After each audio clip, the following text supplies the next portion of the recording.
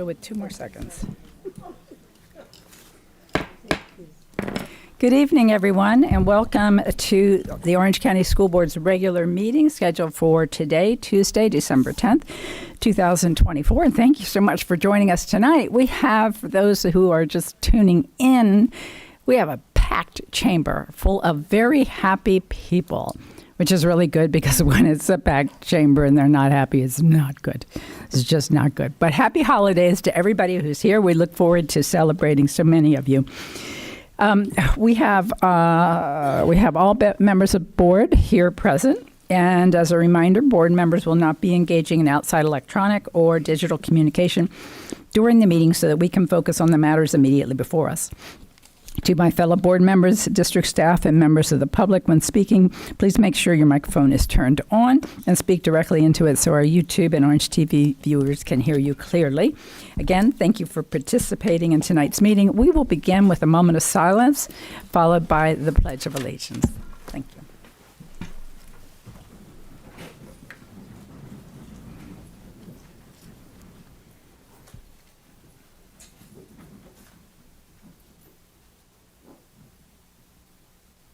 And now for the pledge. I pledge allegiance to the flag of the United States of America and to the republic for which it stands, one nation, under God, indivisible, with liberty and justice for all.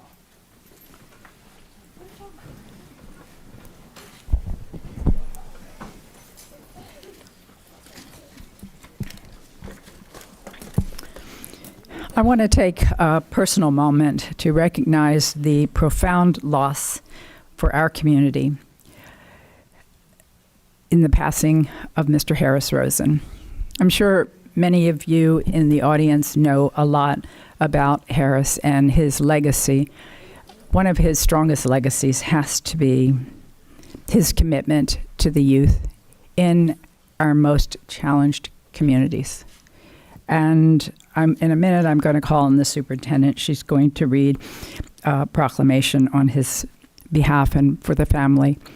But I just wanted to take a personal privilege. I have known Harris Rosen since 1999.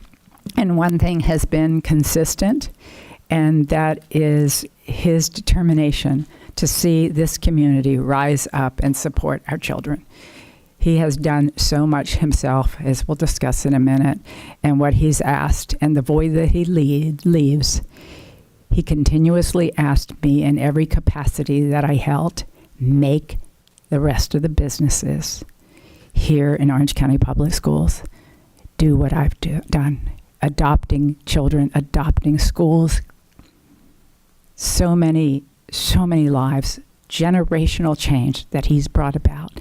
And the only thing he ever asked for me is make everybody else do what I do. Because if everybody does it, we will completely transform this community. So, again, he leaves a huge void. I think the one thing that I will continue to do to honor him is to remind as many people as I can that what they need to do is just a little bit of what he did. And it will make such a tremendous difference. With that, let me recognize our superintendent to say a few words. Thank you, Madam Chair. I want to take a moment to personally acknowledge the profound loss our community has suffered with the passing of Mr. Harris Rosen. He was a true visionary and champion of education.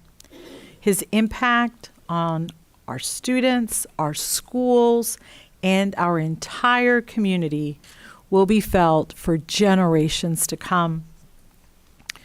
Tonight, with heavy hearts, but with immense gratitude, we honor his memory, celebrate his legacy, and reaffirm our commitment to carry forward his vision of educational opportunity for all.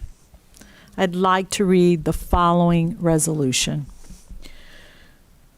Whereas Harris Rosen was born in Manhattan, New York on September 9th, 1939, And whereas he received a Bachelor of Science in Hotel Management from Cornell University in 1961. And whereas he served in the United States Army for 3 years in Germany and South Korea, becoming a first lieutenant. And whereas Rosen began his hotel career as a file clerk at the Waldorf Astoria in New York and worked his way up the Hilton Hotel Corporation ranks, serving in management roles at some of the company's largest hotels. And whereas he joined the Disney Company in California as director of hotel planning and was heavily involved in the design and development of the Contemporary Resort, Polynesian Village Resort, and the Fort Wilderness Resort and Campground that opened at Walt Disney World in 1971. And whereas Rosen left Disney in 1974 and purchased his first hotel, a Quality Inn, which is now the Rosen Inn International on International Drive in Orlando. And whereas for more than 50 years, Harris was the area's largest independent hotelier with over 6,300 rooms across 7 Central Florida properties. And whereas he also provided more than 4,500 employees with their own healthcare system. And whereas Rosen was passionate about philanthropy and sharing his blessing with others, and for more than 30 years was a great supporter of Orange County Public Schools. And whereas Orange County Public Schools will always be grateful for the generosity of Harris Rosen, founder of Rosen Hotels and Resorts, and whereas the innovative Tangelo Park project, one of his most life-changing initiatives, provides free preschool, parenting classes, vocational training, and full scholarships for college-bound high school graduates. And whereas the program was so successful, Rosen started a similar program to benefit the Paramore district near downtown Orlando. And whereas he was inducted into the OCPS Hall of Fame in 2015 for his generosity and impact on the lives of our students. And whereas he provided a specialized education in hospitality at the Rosen College of Hospitality Management at the University of Central Florida, which now ranks number 2 among hospitality colleges worldwide. And whereas Rosen received in 2024 the Sunspra Leading Light Award and an honorary Doctorate of Public Service degree from the University of Central Florida for making an extraordinary impact on the Central Florida community. And whereas Orange County Public Schools and the entire Central Florida community mourn the loss of Harris Rosen, who passed away on November 25th, 2024. Now, therefore, the School Board of Orange County, Florida, does hereby acknowledge and declare that Harris Rosen will remain a much-loved champion of education and has left a philanthropic legacy that will continue for generations to come. Adopted by the School Board of Orange County, Florida, in Orlando, Florida, on this 10th day of December 2024. Thank you, Superintendent. I also want to recognize some very special people in the audience who have an unbreakable tie to Harris Rosen. Beginning with Rosen Hotels and Resorts CEO Frank Santo. Frank, so good to see you here, and I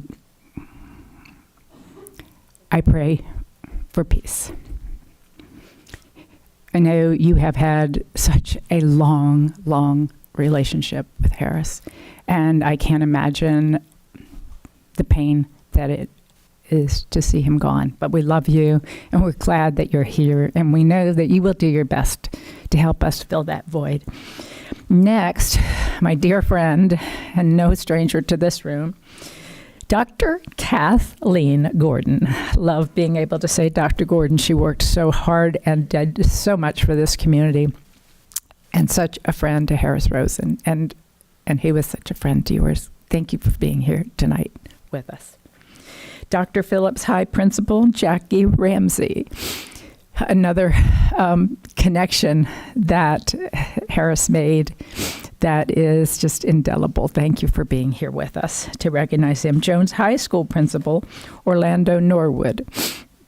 Thank you as well. Thank you, and God bless. OCPS 8th Principal, Natasha Pender. Thank you for being here. And Tangelo Park Elementary Principal, Marlene.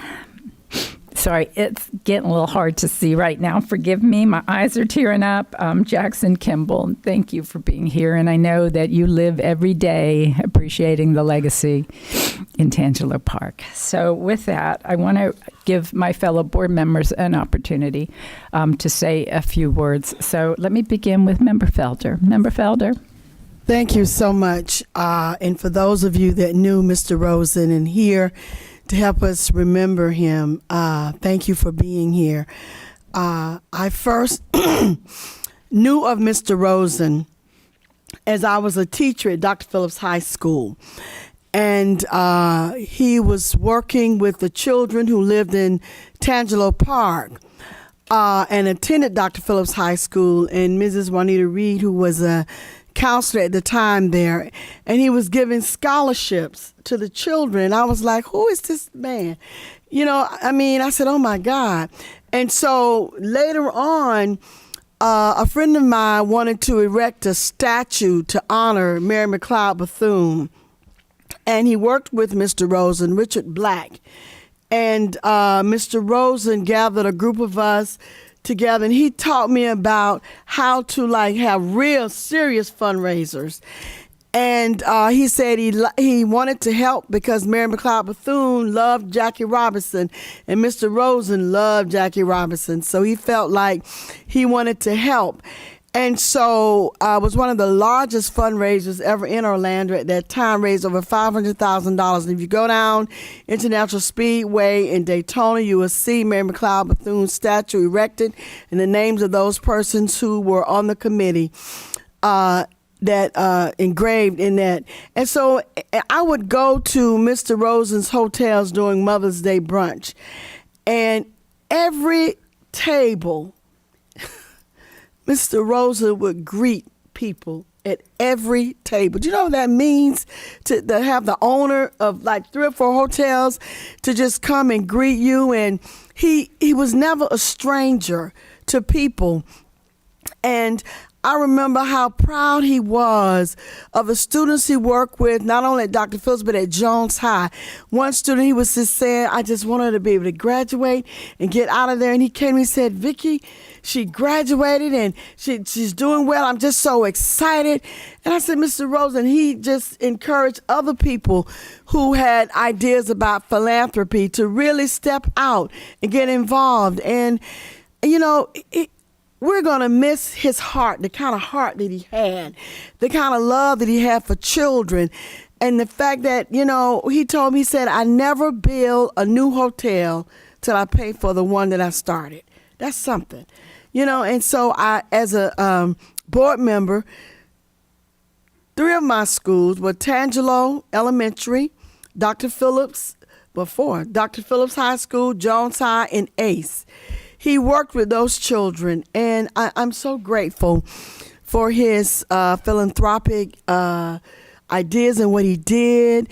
And as I shared with our superintendent, I said, Vicki, we're going to honor him at our board meeting. And Teresa knew him long ago, even when she was mayor of Orange County, how nice he was and how kind he was. And he never met a stranger.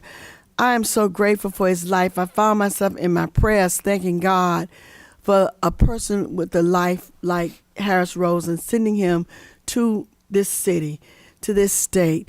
And I'm just so grateful as a district that we recognize him. And when Kat Gordon was our board member, she would take me to certain things at the Rosen Hotel and saw to it that I met him. I guess she was trying to get me ready to run, but she would make sure that I met him and talked with him.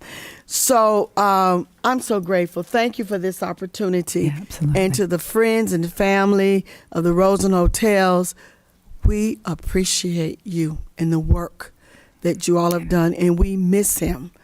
We miss him. I miss his candor. We miss him. Thank you so much. Thank you, Member Felder. I'm just going to make two comments. One of them is going to seem like very bizarre, but for all that he accomplished and all of his financial wealth that he gained, I never once saw Harris Rosen in anything but a pair of blue jeans. Yeah. Well, occasionally a jacket, but a pair of blue jeans. And I tell you that as an indication of he never deviated from being an everyday person. He never lost his roots. He never got full of himself. And he never stopped doing for other people. And then one other thing, in addition to his employees that he loved, nothing came close to his relationship with his son.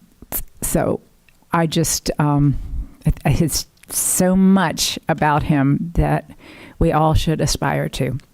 So with that, we will move on. We have a lot on our agenda, a lot of awards and a lot of recognitions. But let me begin, Dr. Vasquez, with the question for you. Do we have any changes to the agenda? No, Madam Chair, there are no changes. Okay, seeing that there are no changes, I'll open the floor to a motion to adopt the agenda as published. So, Motion by Member Gallo, seconded by Member Ferrant. All in favor, please say aye. Aye. Motion carries, opposed? Motion carries unanimously. We have some remarkable recognitions to share with you. First, I'd like to congratulate Dr. Vasquez for being honored with the Sunshine State Public Relations Association Outstanding Superintendent Communicator,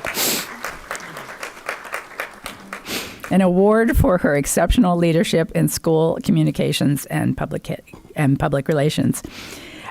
And I got to tell you, nobody could have earned this more than the superintendent. Sometimes you get these awards and you're like, yeah, where did that come from? This woman has worked so hard at communicating and has given so much time to her position, but really, really focused on making sure that she is getting her message and what we're doing here in Orange County across over and over again. So thank you for that. We're so impressed with you. Kudos to our Chief Communications Officer, Scott Howitt, for receiving the Florida School Communicator of the Year Award for his superb leadership.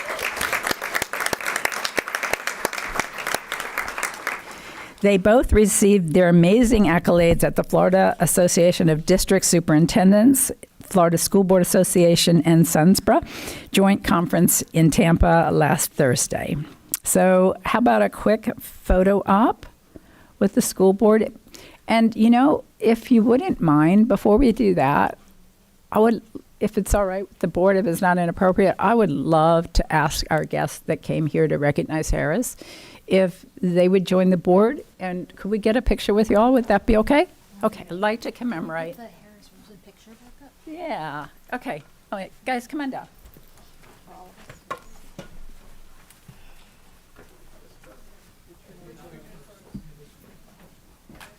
Are we going down?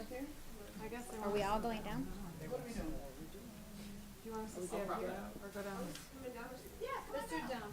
Okay.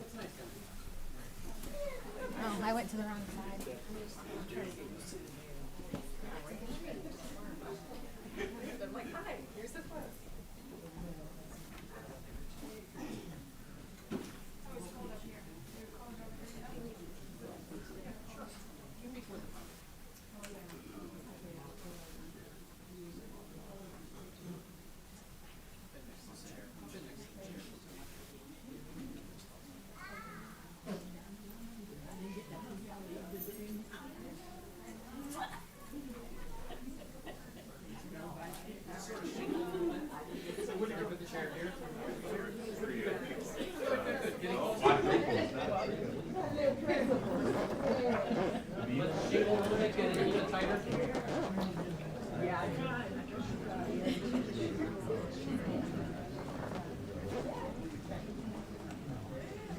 Good. Look toward me.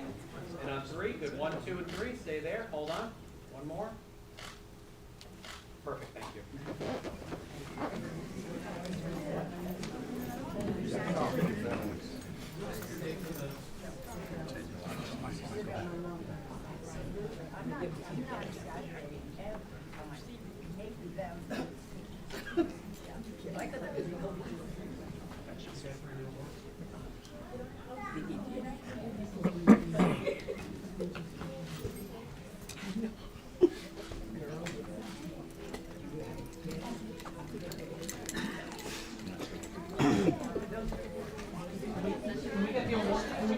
So, where am I going? You're coming back. Oh, and I'm going, huh?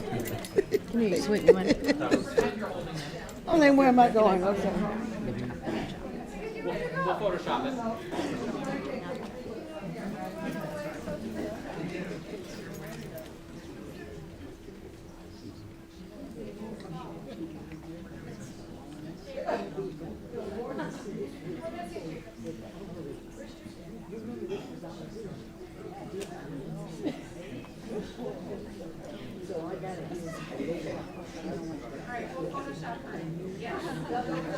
Good. Getting closer.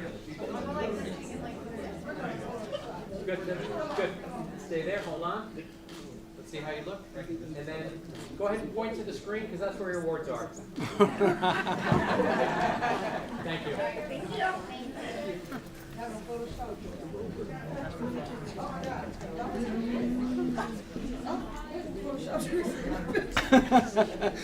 You know what? Then I'm going to have to testify in court that I was there. And I don't believe she was. Oh my God. I know, right? Okay. I can't speak on this one. It's about me. Well, no, I want to speak. Okay. Okay, I'm going to go ahead and have Member Gallo speak. She's cued in to talk. Thank you. Thank you, Vice Chair Byrd. You're welcome. I just want to say, so at the award that Dr. Vasquez and Mr. Howitt won at Sunspread, it was very funny because it was during lunch and we sat down to lunch and Scott handed Dr. Vasquez a little sheet and she's like, "What's this? What are you doing?" He goes, "I just want you to be prepared." And she goes, "For what?" And I looked at her and I was like, "You're getting ready to win an award." She's like, "No, I'm not. He knows I don't like that type of stuff." And so they called Maria's name, and she was so deserving because she really has done a lot for communication with the town halls and all her initiatives since she was hired as a superintendent. And then Scott's over here, and he's on her phone, and she knew that he was winning. So he's on his phone, and he's not paying attention. And then they go, "Scott Howitt." And he was like, "Oh." He got up and won. But anyways, it was very cute. But it shows the commitment of OCPS to really strive to communicate effectively, communicate well, and make sure that we hear from our community every chance we get. And Dr. Vasquez, along with Mr. Howitt's been a rock star in that arena. So I just want to say kudos to you and your team. Job well done. All right. So next, we get to recognize another member of this team up here, and that is Vice Chair Melissa Byrd.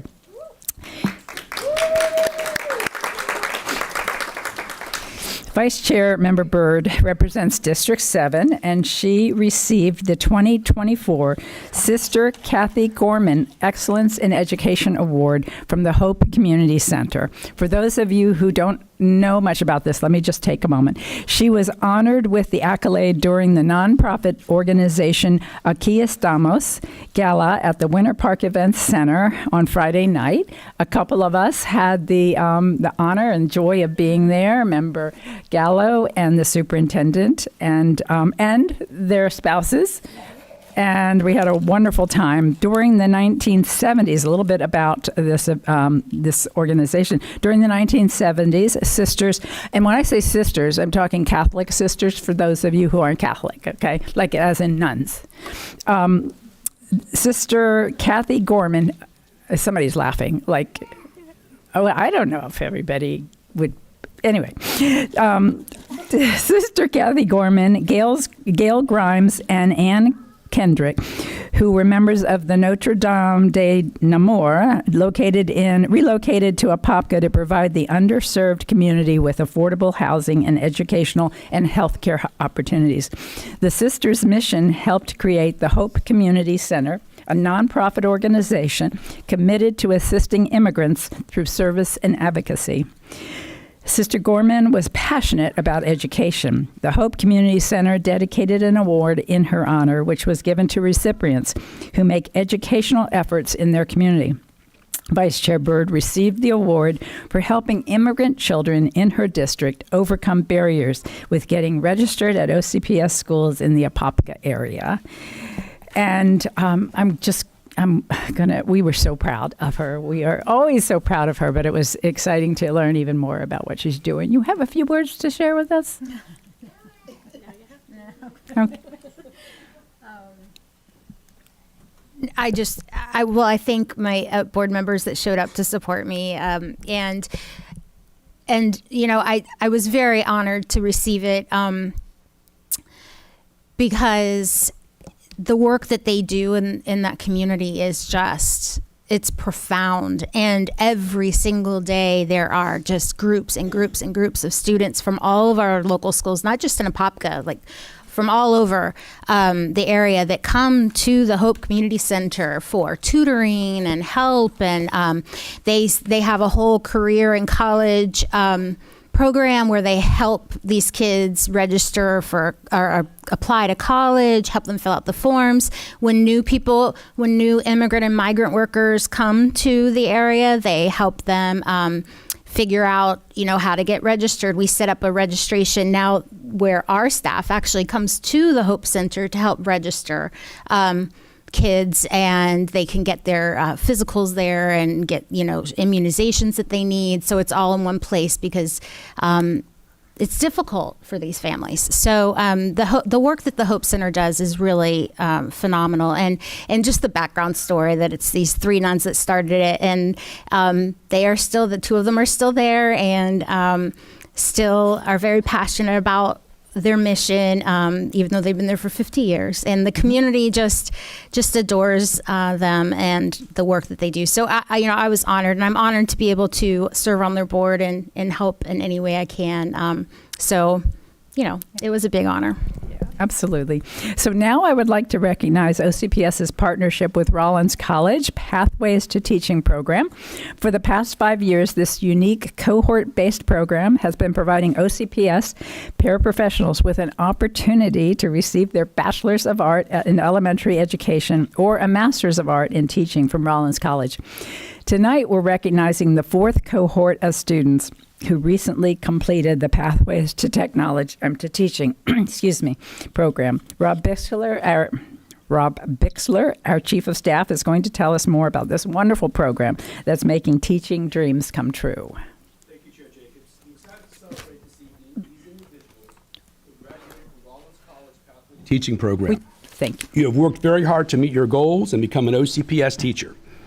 You have also balanced it all, working full-time at OCPS, taking college courses at night, participating in class group projects, and studying during the weekend. You persevered, and we're all proud of your success.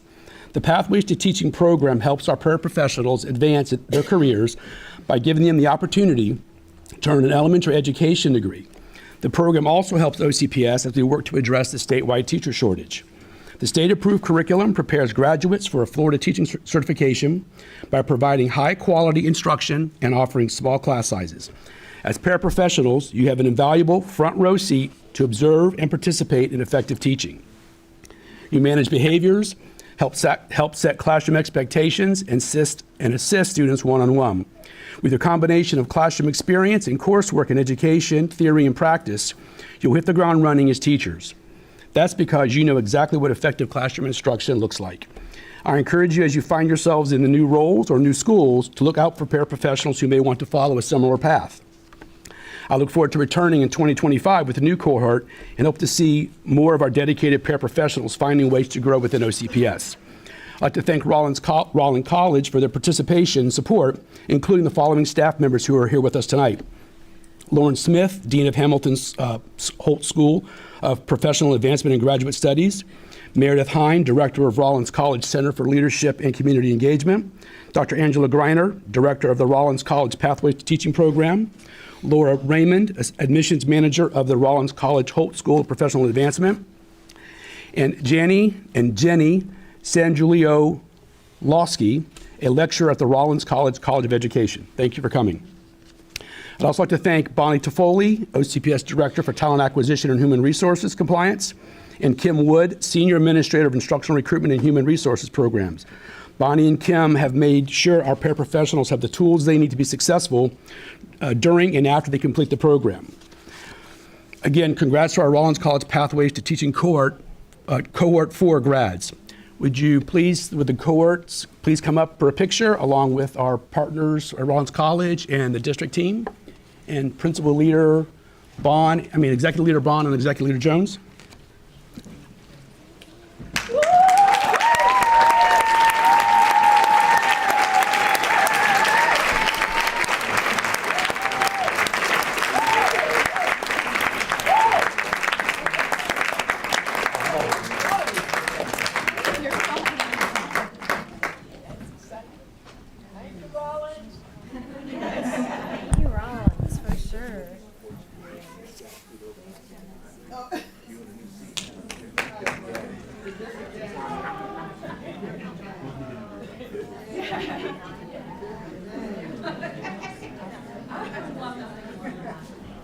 Shingle just a little bit in. There we go. We're all friends tonight. I'm coming back with you kids.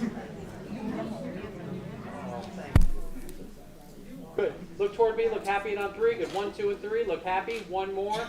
And can you lead them in a chair? A chair. All right. Go Rollins Education! Hang, Frank, everybody, whoa, hold, stay put, back, everybody. Back.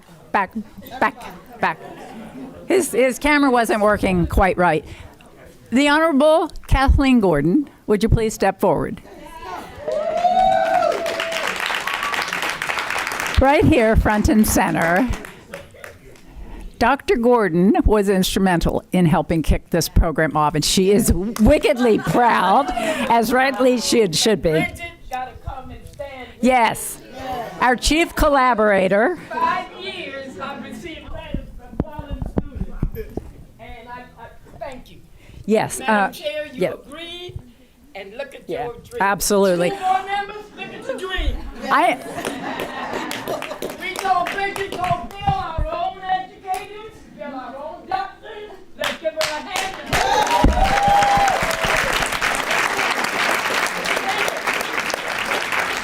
Board members, you don't have to do none of the work. It's already been done. The Rollins staff, step forward, Rollins staff. Just step forward. Yes. Oh, look at this.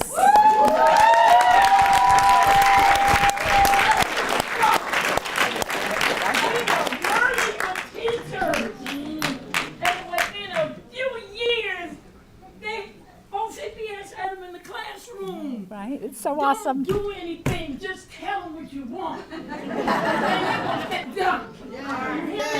Gotcha. Yep. Yes. Thank you, Rollins! She's hired the people every week to help us out. All right, good. Hold on.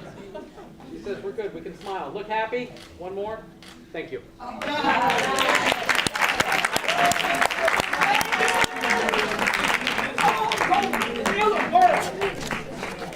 Good baby. Follow great leadership.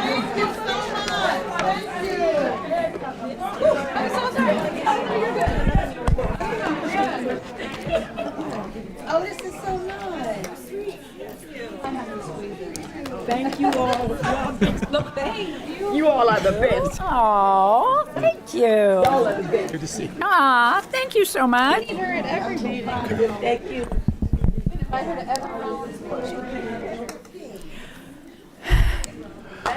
Yeah.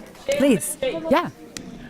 Well, Chair Jacobs, I'm I have a few more to recognize. I hope it's as fun as this one. I know, and if only Kathleen Gordon had just a She may little like- bit more I enthusiasm. think she'll like this too. Yeah. I think You she'll like the next two Okay, also. Super. Here we go. All right. Next, I'd like to Bob, you're recognize our Noyce grads. The Robert Noyce Teacher Scholarship Program at the University of Central Florida's College of Community Innovation and Education is funded by the National Science Foundation. The fellowship program provides elementary and middle school STEM teachers with an opportunity to earn an education doctorate degree in curriculum and instruction with a specialization in K-8 mathematics. The project aims to advance the impact of their Noyce Fellows by increasing their ability, knowledge and social justice mindset, mathematical and content knowledge, and leadership capacity. The program is designed to be completed in 3 years and includes 57 credit hours in coursework and dissertation hours. The specialization in K-8 mathematics education is built on the foundational belief that each and every student deserves an education that is equitable, just, and inclusive. I'd like to thank the College of Education, Innovation, and Education at UCF team for their partnership and support. With us tonight is Dr. Sarah Bush, the Noyce Principal Investigator. Noyce Co-Principal Investigators, Drs. Julie Nixon, Lisa Brooks, and Brian Moore, and Noyce Project Manager and Graduate Research Assistant, Angel Maldonado. Congrats again to our Noyce grads. Please come up for a group photo.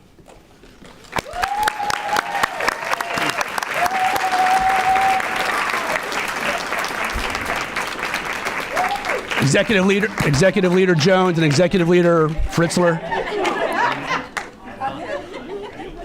Oh my God, he's with the group.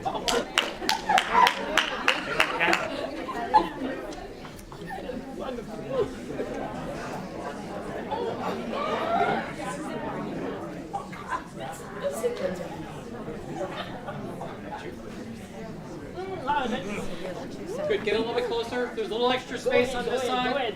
These are doctorate students, so you all just go ahead. Just do it. I'm telling you, do it.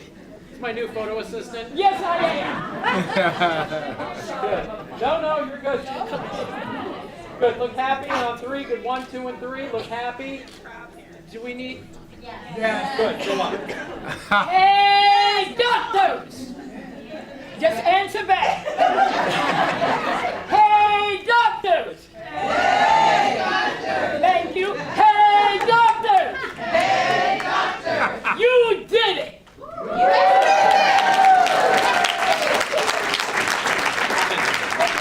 Your hearing must be in.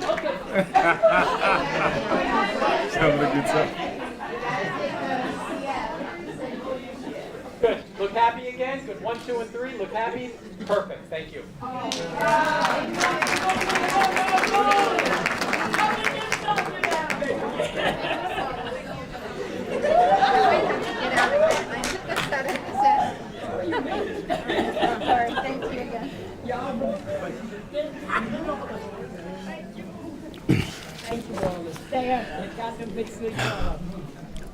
But wait, there's more.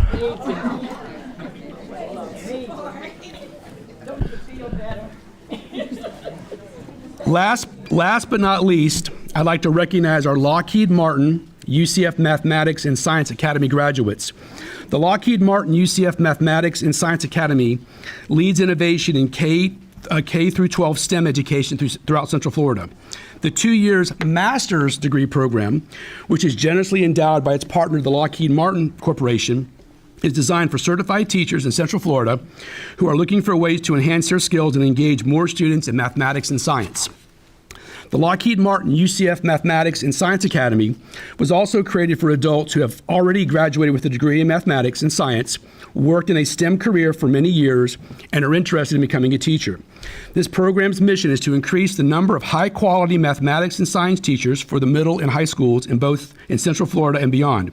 I'd like to thank the College of Community Innovation and Education at UCF for their partnership and support, including the following staff members who are here with us tonight.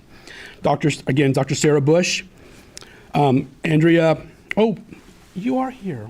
There she is. Dr. Andrea Brofchek, yep, Director of School Teacher Education. Dr. Enrique Ortiz, Program Coordinator of the K through 8 Mathematics and Science Master's Degree Program. Administrative Support Staff Member Kathleen Williams. I'd also like to give a big shout out and thank you to Mandy Butterfield, OCPS Senior Director for Secondary Curriculum and Instruction, for her diligence and coordination with our Noyce and Lockheed Martin UCF Academy programs. Congrats to our Lockheed Martin UCF Mathematics Academy grads, and please come up for a group photo.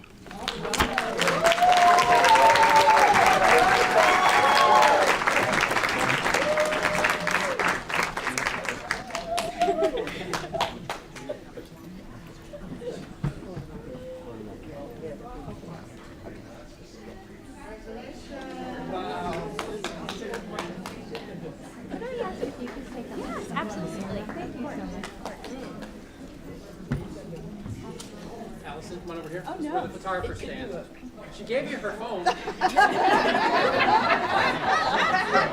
Good. Getting closer.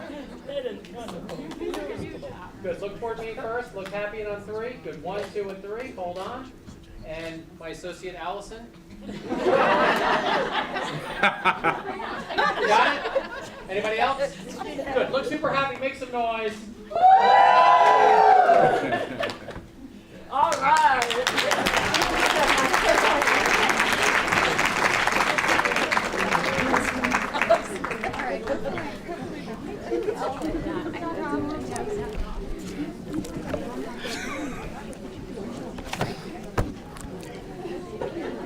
Thank you, Lord. Thank you for a joyous night. Love you, Vicki. Love you guys. Thank you, Vice Chair. Thank you. Thank you, Madam Chair. Thank you. Madam Superintendent, you're on the rise. Keep going up. Yeah. Hey, Rob, thank you. And Bonnie and Kimberly and Mandy, thank you as well. Your commitment ensures that OCPS employees have such great, successful experiences. This is so cool. Talk about growing your own, right? Okay, next we have 2 school board spotlights. Each month, a school board member honors an employee in their district. These employees have shown exceptional dedication and contributed to the success of our students. We're grateful for every one of our devoted staff members, and this is one more way that we're pleased to honor them. I'd like to invite Member Ferrant, who represents District 3, to tell us about the OCPS staff members she has selected for her school board spotlights. Member Ferrant, you're recognized. Yes, thank you, Madam Chair. I'm so excited. I love these little spotlights where we get to just highlight some people in our community, within the OCPS community, who are just going above and beyond, people that we just feel like are full of life and doing incredible things. And so for my first one, I want to recognize Dr. Erin Vecchio. Thank you. Thank you for what you do. You are the proud principal at Acceleration East High School. And from the first time that I met her during a visit at Acceleration East, I knew that she had a special spark. She leads with integrity, empathy, and is full of joy. She is an out-of-the-box thinker and always looking at new ways to help lead her students and staff to success. It's funny, I think when I first became a school board member, I wanted to go and just visit my schools and put a face to the name of the school and kind of understand like where it was located and whatnot. And I believe that was your first year at the school, correct? Okay, so first year at the school, I think she was nervous. I'm nervous. I'm like, I'm learning the role, and I think she was wondering like, oh gosh, there's a school board member in my school. What's going on? But honestly, I was so blown away at just your genuineness and just how kind and friendly. And, you can tell a lot about who the leadership is when their staff is joyful and friendly. And that was another thing that when I walked in, just everyone exudes just this joy and kindness that I just absolutely love. So I'll jump back to my notes here. Under her leadership, Acceleration East has received a commendable rating from the Florida Department of Education. What exactly is a commendable rating? It is it means that a school is performing at a high level, demonstrating significant student learning gains and meeting the state's benchmarks. Here's a few of her achievements as the principal at Acceleration East. They have seen a 15% increase in Algebra 1 and has the third highest pass rate in OCPS. 17% increase in geometry, 25% increase in U.S. history, 24% increase in biology. This is huge. And if that wasn't amazing enough, 20 of her students decided to take AP Spanish for the first time in the school's history, and they had a 100% pass rate. Any of you have kids who have taken an AP class, that is a huge feat. That is, those AP classes are no joke. But Dr. Vecchio, I am incredibly honored and proud to have you serve as a principal in District 3, and the positive culture and joyful atmosphere that you've brought to Acceleration East is incredible.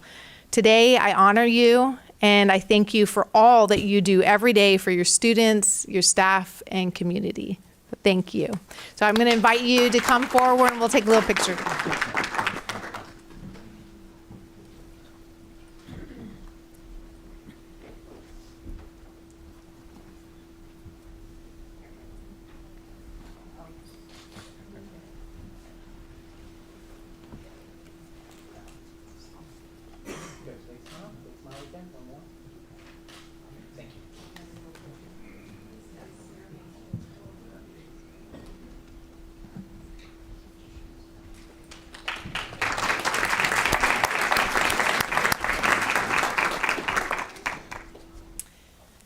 Okay, for my next, I'm excited.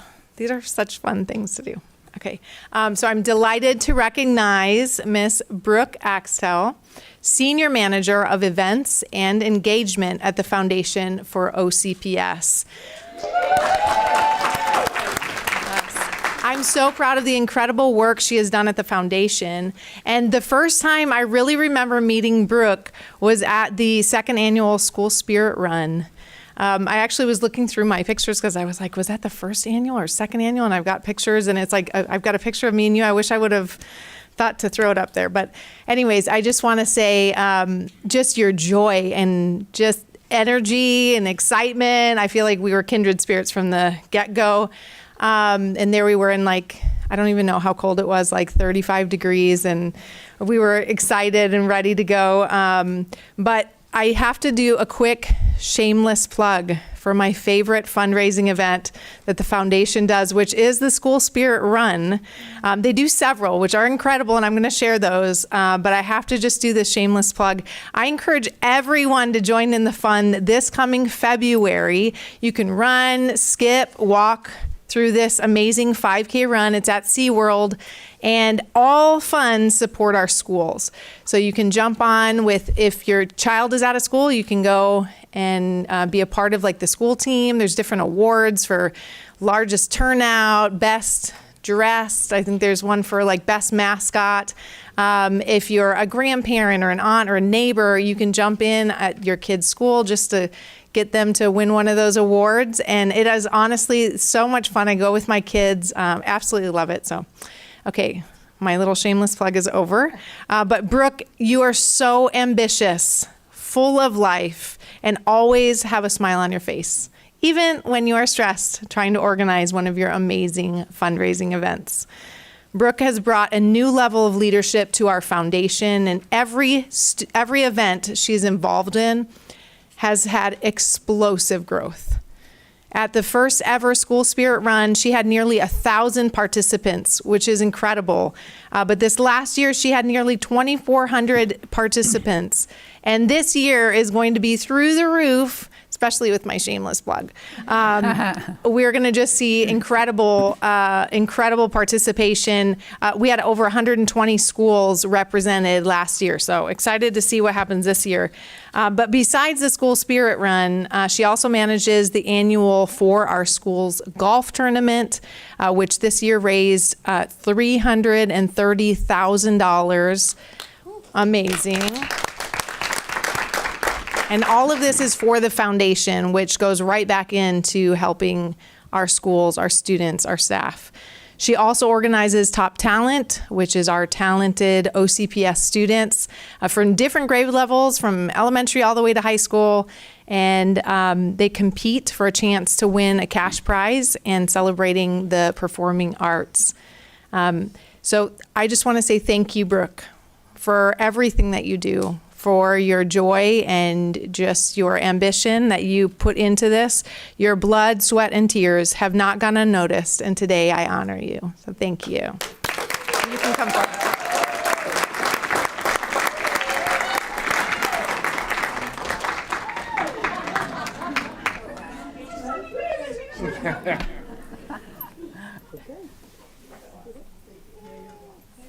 No? Okay.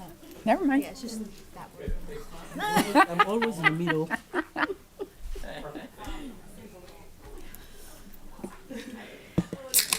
Thank you all. It's an honor to work with the foundation with all of you. I just can't express it. So I know, thank you for this. Well, I tell you, it is such a joy to work with you. You mentioned her blood, sweat, and tears, but really, energy, laughter. That is you.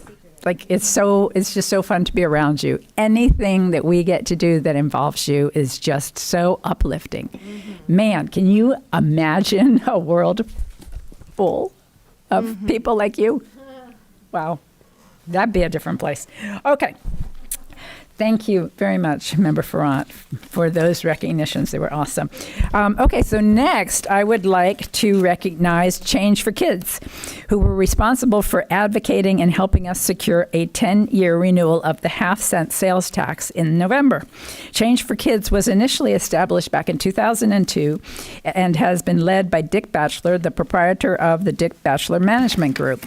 The organization encouraged Orange County voters to vote yes on the half-cent sales tax so it could fund OCPS's school construction and renovation projects.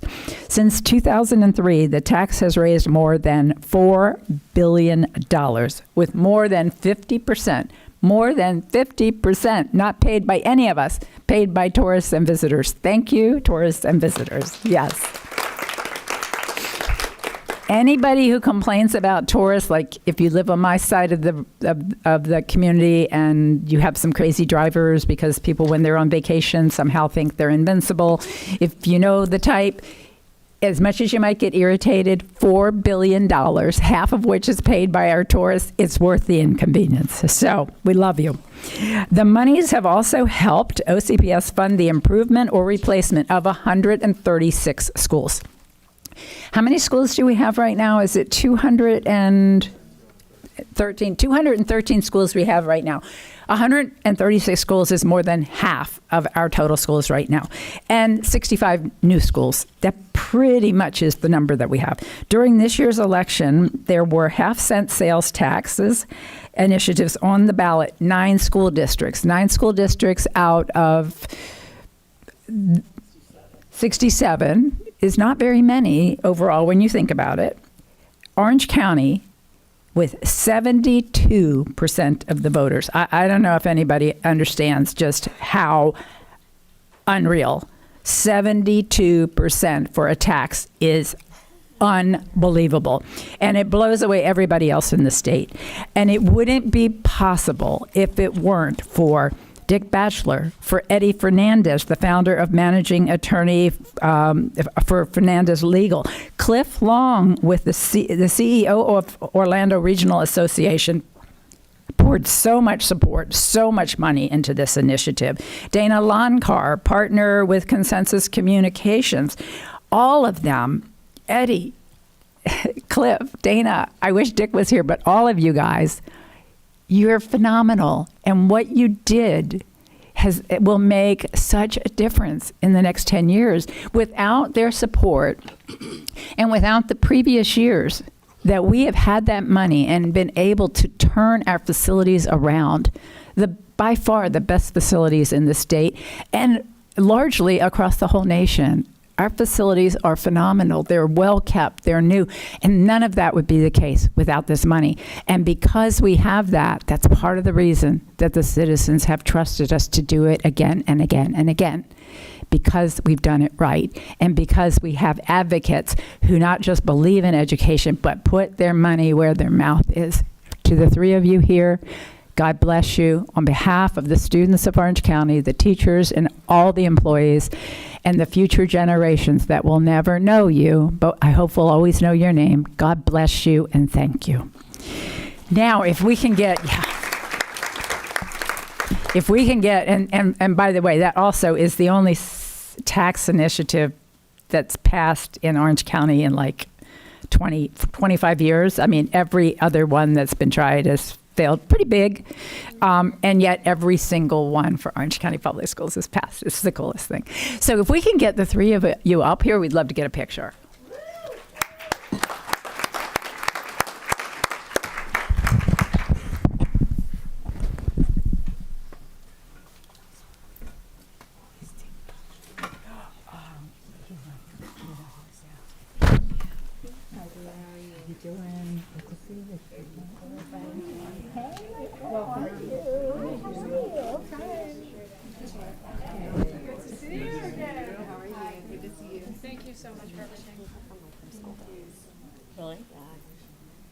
All right, yeah, please, front and center.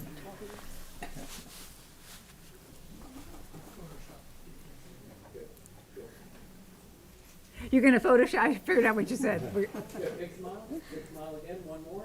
To my assistant.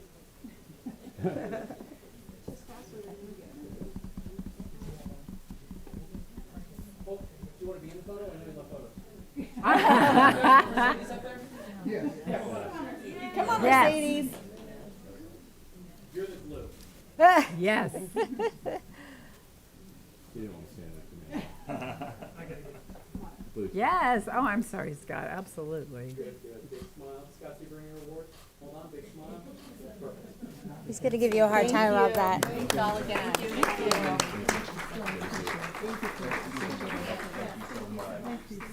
you for all your work. I appreciate it. Thank you.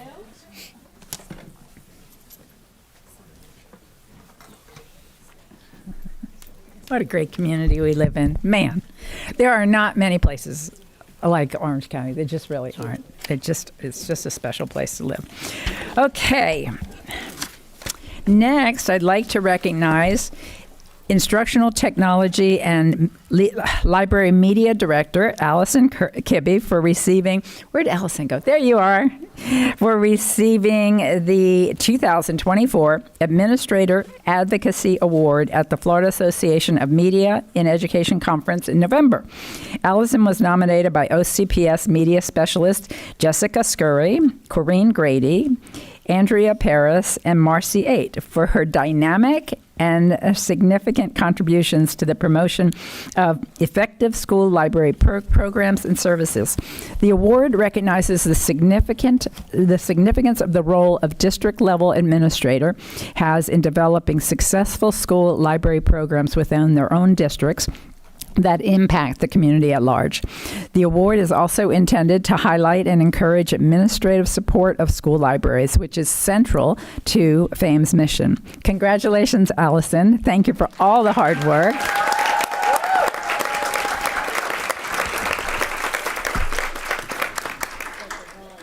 And Allison is another one of those people here in Orange County Public Schools that, like, you just can't be around her and not smile. Oh. So thank you for the joy that you bring as well. And can you come on up? And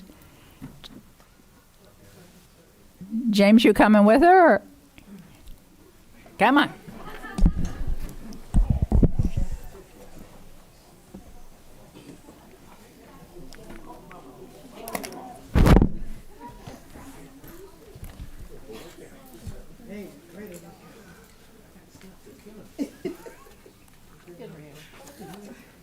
Perfect.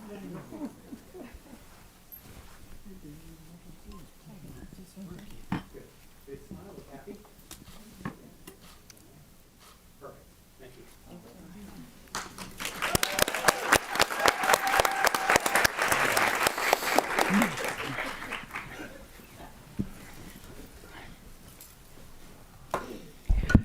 All right, next I would like to recognize 7 OCPS media specialists who have gone the distance at their elementary and middle schools. They all received the 2024 Florida Power Library School Award at the Florida Association for Media and Education Conference in November. The Florida Power Library Schools program recognizes exceptional school library programs in the Sunshine State. Media specialists are crucial at our schools, and they make learning so much more engaging and enjoyable for our students. I'm proud of these 7 women for receiving an award for developing outstanding library programs that are fully integrated into their school's curriculum. As part of the award selection process, their programs were measured in 6 areas: instruction, curriculum and assessment, resource management, program administration, environment, and advocacy. The award is sponsored by the Florida Association of Supervisors of Media in partnership with the Office of Library Media Services within the Florida Department of Education. Congratulations to Bonneville, Lovell, Summer Lake, Sunset Park, and West Point Elementary Schools, Hunters Creek Middle, and Windy Ridge K through 8. You have joined the elite group that includes only 11 other OCPS schools that have received this prestigious distinction in the past. I'd now like to invite Allison to the podium to tell us a little bit more about our media specialists. The Instructional Technology and Library Media team is thrilled to be here with you this evening, celebrating the well-deserved recognition of our outstanding Florida Power Library School media specialists. Like you said, they are part of an elite group of media centers and media specialists throughout the state who have earned this award, and they are joining 10 other previous OCPS winners. Around this time last year, each of the media specialists here today rather anxiously submitted their intent to partake in the Florida Power Library School application process. It involved some pep talks, and that process does take months to complete and require stakeholder engagement, developing an evidence-rich portfolio, a lot of reflection on their professional practice, and interviews with evaluators. And we all know that interviews can be scary with people that you don't know. And by the time they found out in August, it had felt like years had passed. Of just waiting and anxiously waiting to find out. And we knew that you had everything that it took and then some to make sure that you were able to earn this recognition.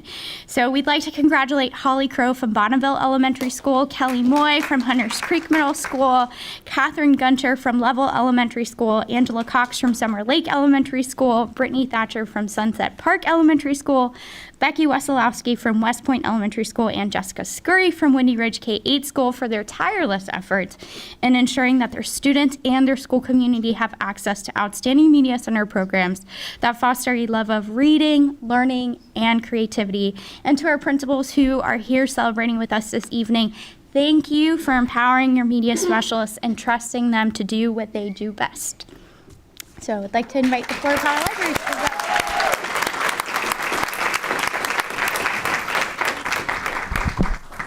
And their principals. Yes.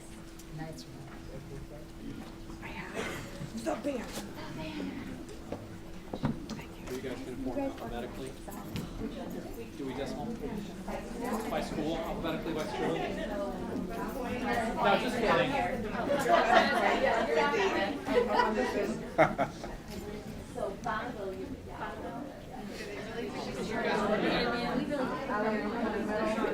Slide down a little bit. Don't worry about the alphabet. Oh, okay. There was. That's why you guys got a certificate.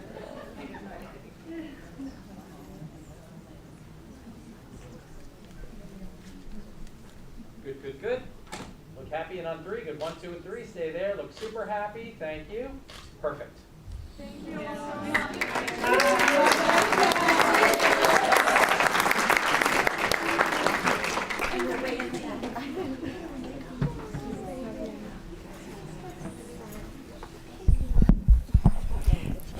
Allison, thank you.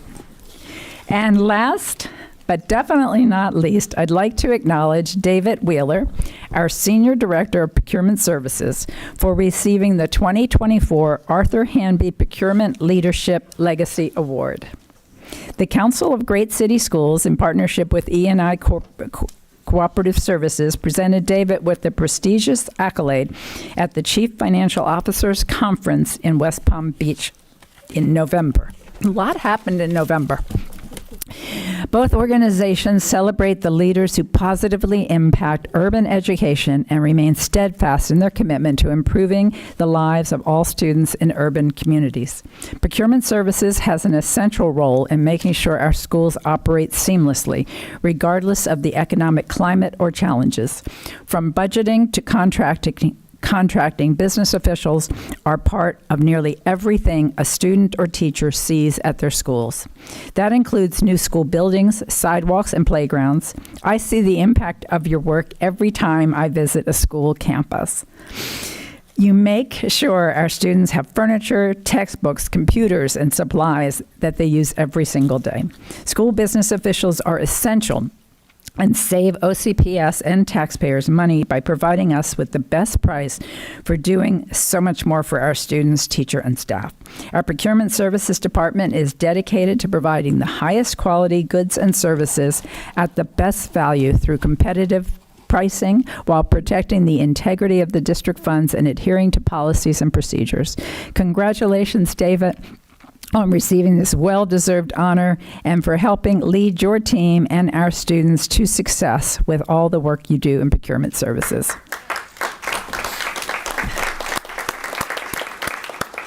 All right, come on forward. Thank you.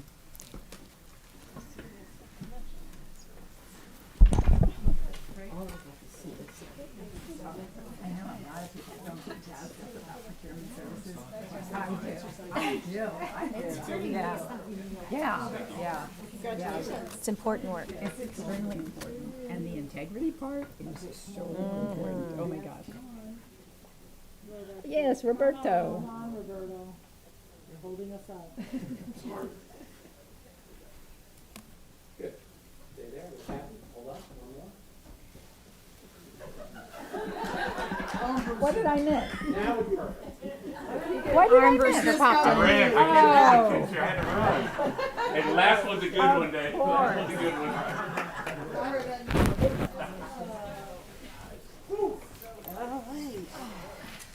I should have known when there was laughter where, yeah, no, I was like, is it David? Is it Roberto? I mean, Roberto can be funny, but that's funny? Okay, I'll have to go back and watch that on Orange TV or YouTube. All right, I think we're there, except that Dr. Vasquez has some newly appointed administrators to introduce, who I want to recognize for being the most patient people that have ever been appointed in the last 6 years I've been here, okay? Y'all are, God bless you, thank you, we can't wait to celebrate you, and we adore your patience.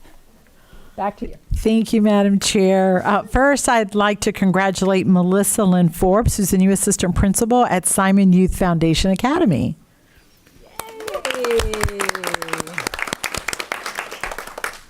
Thank you. Well, the only way to achieve a goal is... Oh, now this is not fair. Oh. You have waited so long and that mic's not working.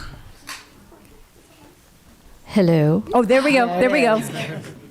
The only way to achieve a goal of this size is with tremendous support. My principal, Bill Tovine, encouraged me to take on this challenge, and then he made sure I had everything I needed to make it happen.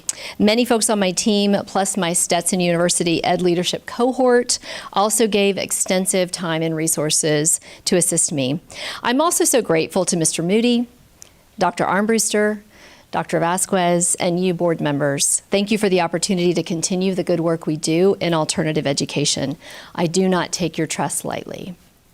Last, in addition to my principal, I have two really special folks who are here with me tonight, my OCPS colleague and forever friend, Pam Cribb, and my biggest and best cheerleader, my sweet husband, Matt Forbes. Thank you.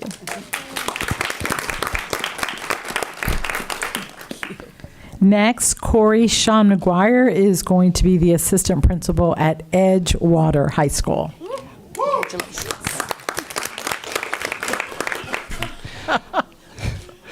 Thank you, Chair Jacobs, school board members, Superintendent Vasquez, Dr. Armbruster, and Dr. Williams for this opportunity to serve at Edgewater High School. I also want to thank Mr. Martinez and Dr. Dispenza from the high school office for their support. I would like to thank my former colleagues and students from Wekiva High School, where I learned how to be a teacher and a leader while I was there. I would like to thank Dr. Jackson and Dr. Kreiter and the Edgewater family for taking me in and giving me the opportunity to learn and grow as a leader over these last few months. Lastly, I would like to thank my wife, Sarah, for the continued support and my family for always pushing me to strive for excellence. I'm so excited to continue to be an Eagle and support the students and staff as well as the high school office. Thank you.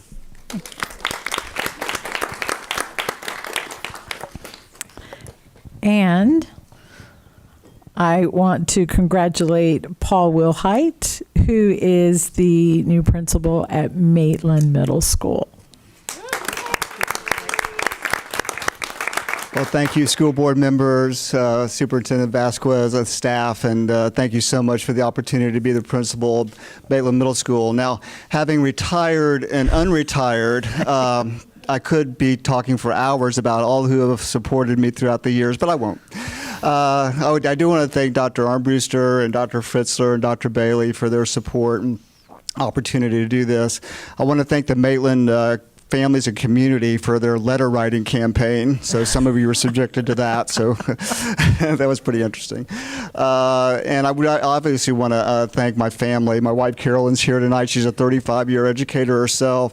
My 3 grown children, Kelly, who's a Domerick Elementary School teacher, who was OCPS Literacy Teacher of the Year last year. My son Brad, who's a banker at Bank United, and my son David, who's an IT manager. That we are, myself and them are products of OCPS. So, yay to OCPS. And then we have been blessed with 5 beautiful granddaughters who are ages 12 to 3. So I think that's why I took the job, so I could support them. But anyway, I'm so thrilled. It's so wonderful to see old friends and old colleagues, and I really appreciate everything. Thank you. Wow. Congratulations to all of you. We're thrilled that you are joining the ranks of OCPS administrators. Yeah, absolutely. I love this every time we do it. I've said it a couple of times, but what I love is hearing your stories. And it's just so cool to work in a place like this where there's so much support and mentoring and everything has so much purpose that it's just kind of, for me, I'm still in awe of being able to know people like you and see how much that you accomplish. So can we get you all to come up so we can get a picture of the team?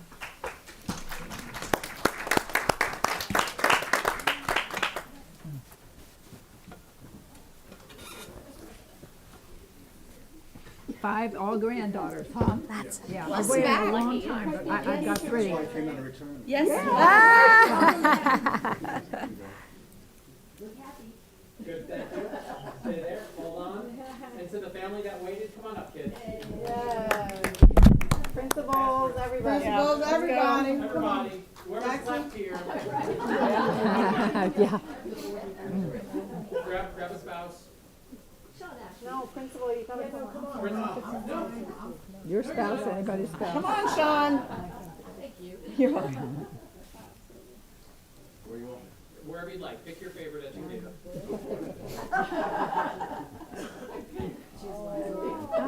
Oh, look at the baby. I know. Good, good, good. Look happy, and on 3, stay there. 1, 2, and perfect. Thank you. Thank you. Congratulations. Congratulations. Good stuff. Okay.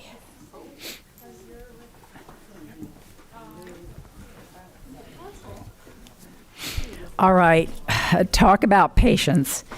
It is now my pleasure to ask Clinton McCracken, president of the Classroom Teachers Association, to come forward and share his thoughts, observations, comments, input. Again, thank you so much for the patience. It's been a long My pleasure. meeting so far, but it sure has been a fun one. Great recognitions. Yeah, absolutely. Good evening, Chair Jacobs, members of the board, and Dr. Vasquez. First, I want to welcome our new board members.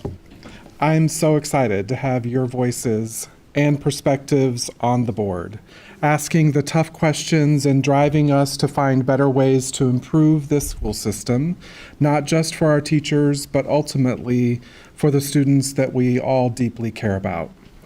Our teachers consistently share that while pay remains a significant factor in job satisfaction and their ability to stay in this profession,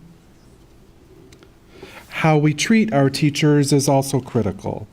Do we trust their professionalism? Do we respect and value them? Are we creating an environment that makes them want to stay? These are the questions we must continue to ask ourselves. As you know, our union makes it a priority to visit teachers in schools throughout the year to check in on how it's going at each school and to offer support where it's needed. I'm excited to share that some of these visits are very positive, with teachers expressing appreciation for supportive administrators and a healthy school environment. Unfortunately, with some of them, you know the minute you walk through the doors that there are issues with how teachers are treated. They feel completely unsupported, micromanaged, and dread going to work every day. Everyone on this board has probably experienced this kind of work environment, and we all know how morale affects nearly every aspect of your day. And we all know it doesn't have to be that way. The good news is that we do have these examples of model schools and supportive leadership that can serve as a guide. Let's commit to leveraging those examples and ensuring every teacher feels supported and valued, because there's no time to waste. Retaining our teachers is essential, and we know this directly impacts the students that we serve.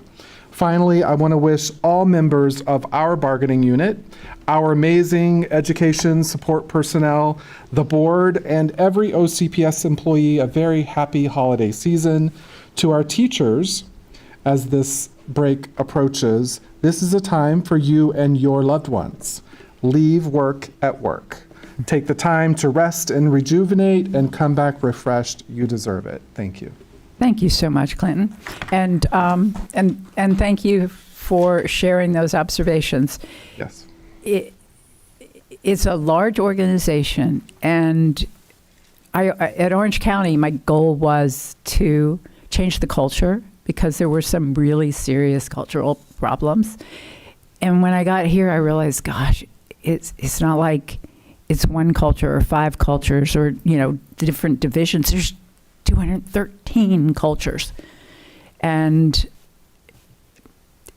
we need to have 213 great cultures. So I appreciate Yes, because it would make a difference. Yes, of course it would. Yeah, I mean, nobody wants to go to work someplace where they don't feel valued and appreciated and respected. Just, you don't.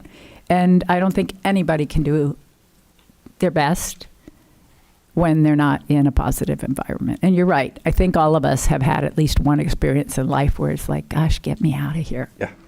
Yeah. So thank you. Thank you. Thank you. Yes. Okay. All right. Now, again, talk about patience is my good friend Ron Pollard, president of the Orange County Orange Educational Support Professionals Association. Yeah.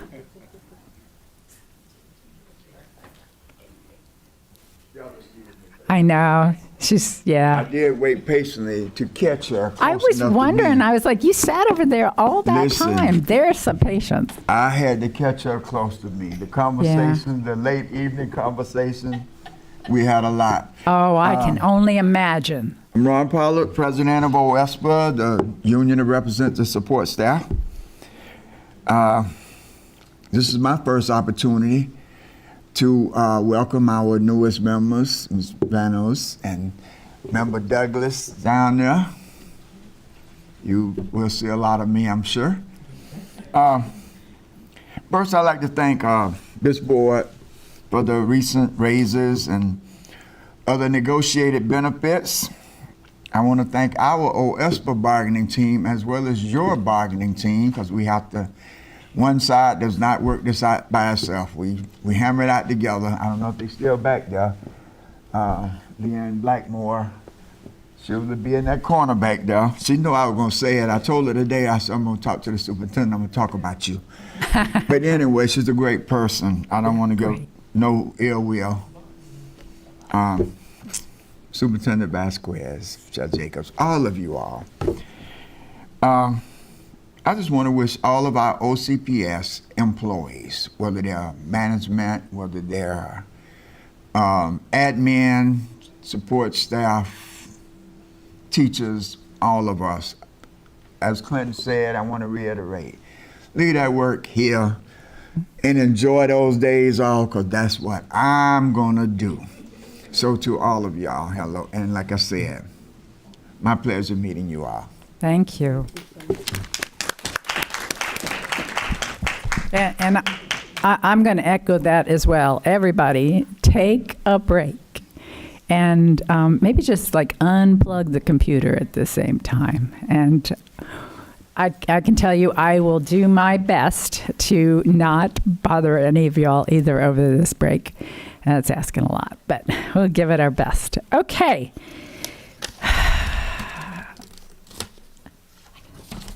Oh, good. Thank you. Okay. Yeah, we're losing Member Gallo. She is driving. Oh, my gosh. It's 6:30. She's starting out for Tallahassee, but thank you. All right. There's a special recognition that I want to share tonight. Tomorrow, December 11th, marks a 155-year anniversary for Orange County Public Schools. Right? Crazy. To mark that occasion, I want to read the following proclamation.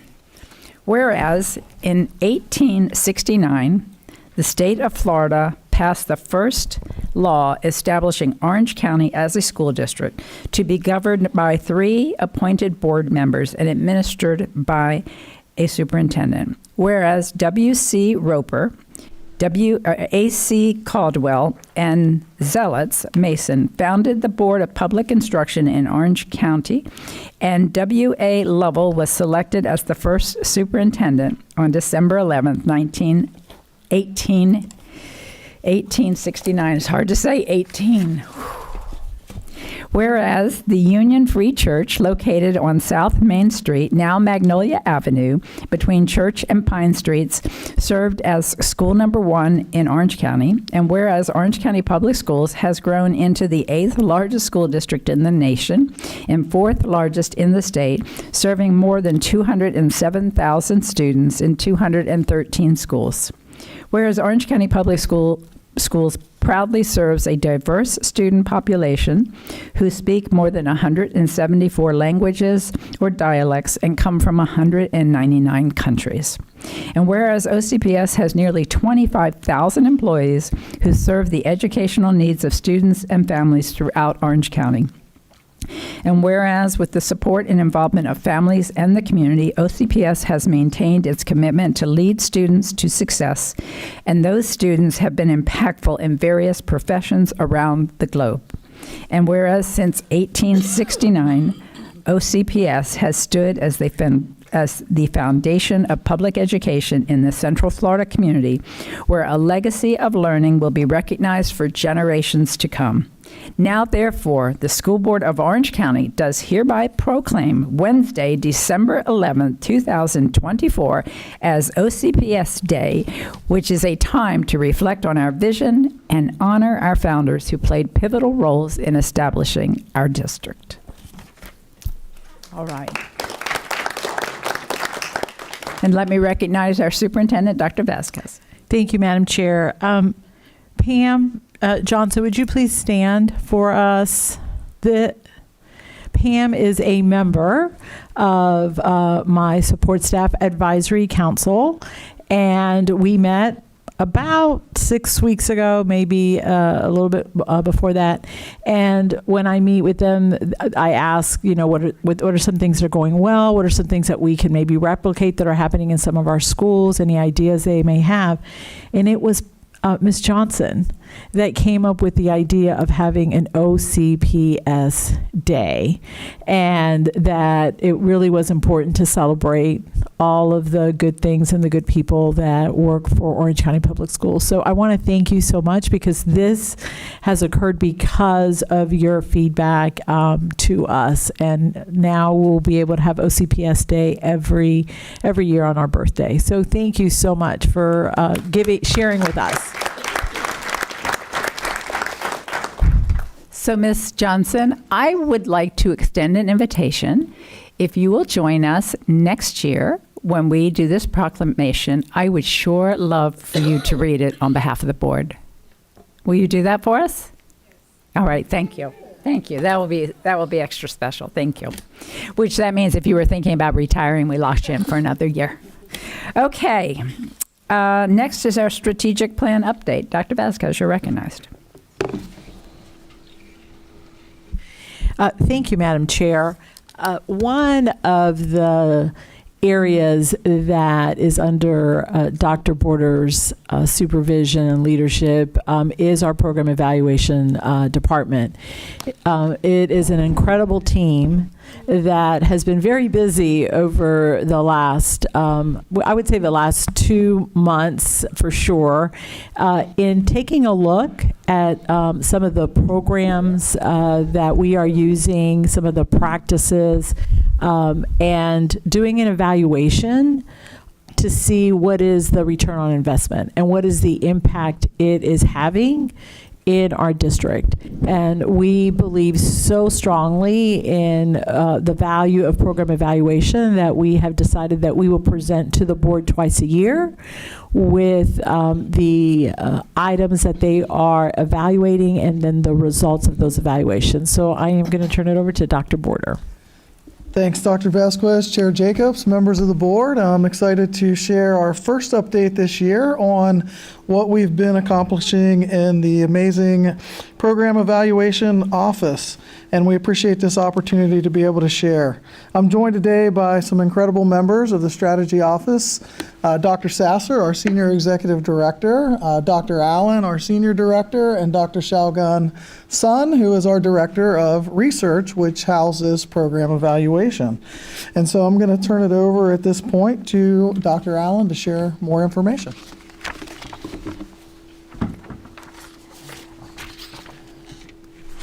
Thank you, Dr. Boarder, and good evening all.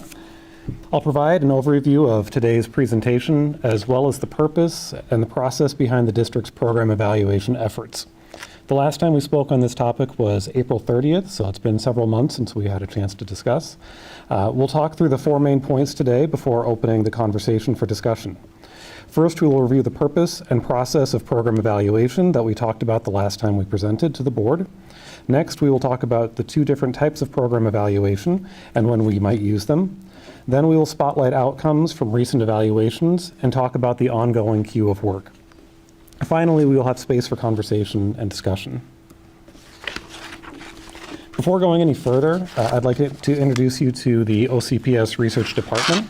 The team includes Dr. Yu Hu, Dr. Deborah Mazzeo, Dr. Osvaldo Pietra, Dr. Ray Rodriguez, and Dr. Liwa Shu. The department is led by Dr. Shalgun Sun, our Director of Research. Along with other responsibilities, such as managing the research application process for internal and external researchers, calculating student learning growth, and reviewing student surveys for publication and parent opt-out, the research department manages program evaluations for the district. As you'll see in a few slides, this includes conducting evaluations themselves and managing the work of external vendors to evaluate programs. As a reminder, program evaluation is a formal process of reviewing programs within the district with several purposes in mind: making data-informed decisions, fostering improvement, and allocating resources. OCPS uses two general processes for conducting program evaluations. Internal evaluations are conducted by members of the OCPS research department. External evaluations are conducted by contracted vendors, and a member of our research department serves as the primary point of contact for framing the evaluation, reviewing documents, and communicating with the vendor. There are two general types of program evaluation that our research department supports: process implementation evaluations and outcome evaluations. Process implementation evaluations focus on how a program is executed, analyzing the steps involved during its implementation. These evaluations typically use mixed methods approaches, which might combine quantitative data with qualitative insights. Tools such as surveys, focus groups, and interviews are employed to gather feedback from participants and stakeholders, providing a comprehensive understanding of a program's implementation. On the other hand, outcome evaluations assess the effectiveness of a program by measuring its results after implementation. Depending on a program's objectives, these evaluations might be qualitative, quantitative, or a combination of both. Outcome evaluations apply rigorous methodologies to isolate and assess the program's impact. However, their accuracy is highly dependent on the quality of the program's implementation. If a program is not consistently executed with high fidelity, it becomes challenging to directly attribute outcomes to the program itself. In practice, both types of evaluations are often used for the same program. Many of our recent evaluations have followed a phased approach that begins with an implementation evaluation, which is later followed by an outcome evaluation. In some instances, OCPS sponsoring departments have leveraged findings from the implementation phase to make adjustments, ultimately improving the effectiveness and reliability of the outcome evaluation. I'll now turn the presentation to Dr. Xiaogang Sun to discuss findings from the two program evaluations that were conducted by the OCPS Research Department. Thank you, Ben. Thank you, members of the board. First, we are going to discuss the program evaluation for the Elevation program. Elevation is a comprehensive ELL program management platform that organizes all ELL student data, supports critical meeting and monitoring processes, and enables accurate reporting for multilingual students.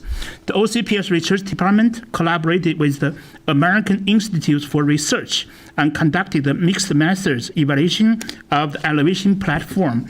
The evaluation focused on usage and the perceptions among English for speakers of other language, ESO compliance specialists, ECS, assessing how the platform supports compliance and reduces reporting errors.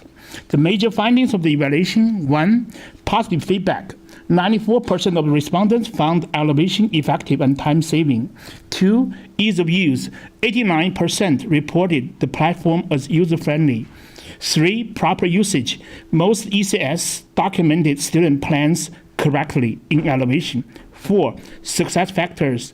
Effective use was supported by vendor training, individualized assistance, and useful platform features. Additionally, the evaluation found some challenges with delays in generating information for new students and difficulty with document creation, parent signatures, and reporting methods.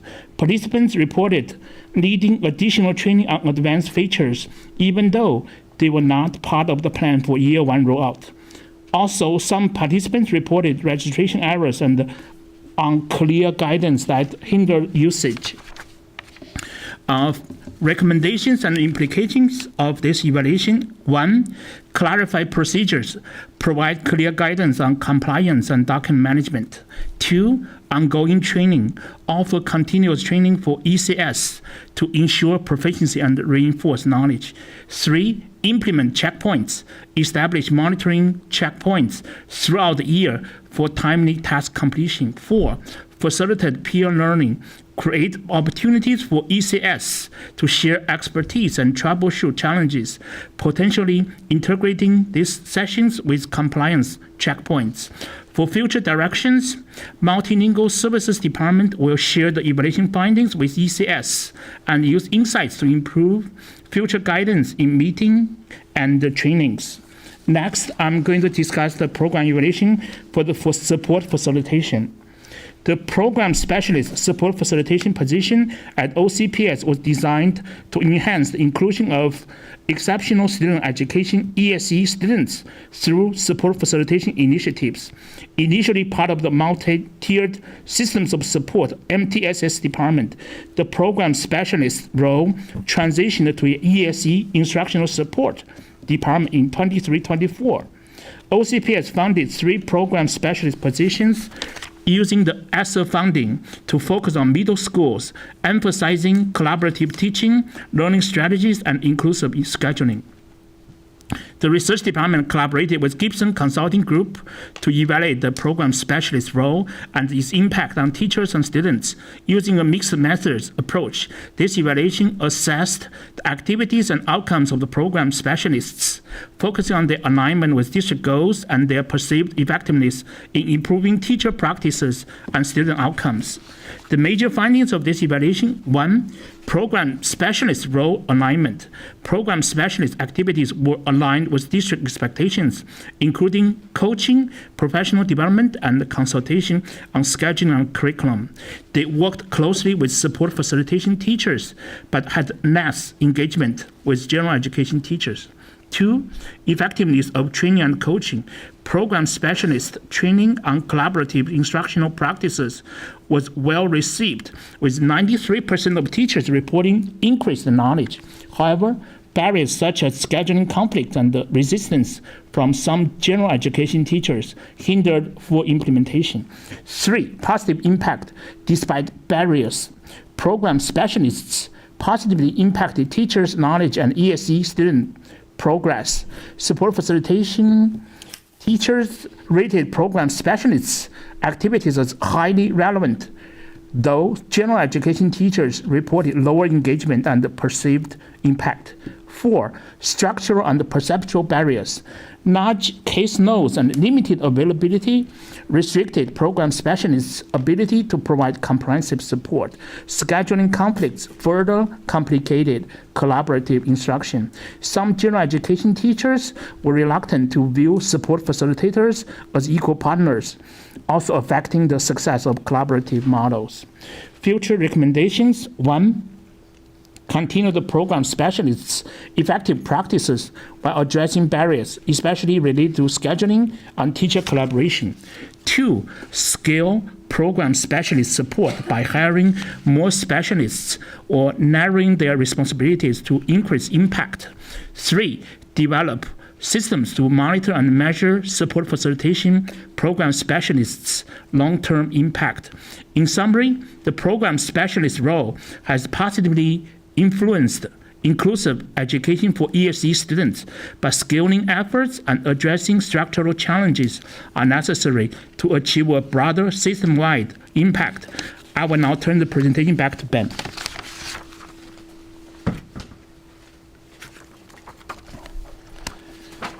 So our research department is actively working on many more program evaluations. These include AMIRA, the Collaborative Classroom, or CIPS, Edgenuity, IXL Math, Leader in Me, Pick, Read, and Roll, Read to Succeed, Rosen Preschool, Rosen Post-Secondary, Saga Tutoring, Success Maker, Three-Dimensional Education, Travel and Leisure Preschool, and Travel and Leisure Post-Secondary.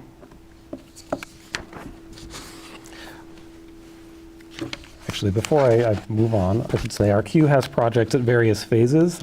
Some of these are annual evaluations, and some are evaluations based on memoranda of understandings, and some are based on district leader requests. And now I'll turn it back to Dr. Vasquez for any questions. Thank you, Ben. Thank you to the entire team. The information that you provided is going to help us as we are making decisions about programs and positions moving into the next school year. And at the next strategic plan update, towards the end of the year, school year, we'll be able to share some of the findings of these other programs.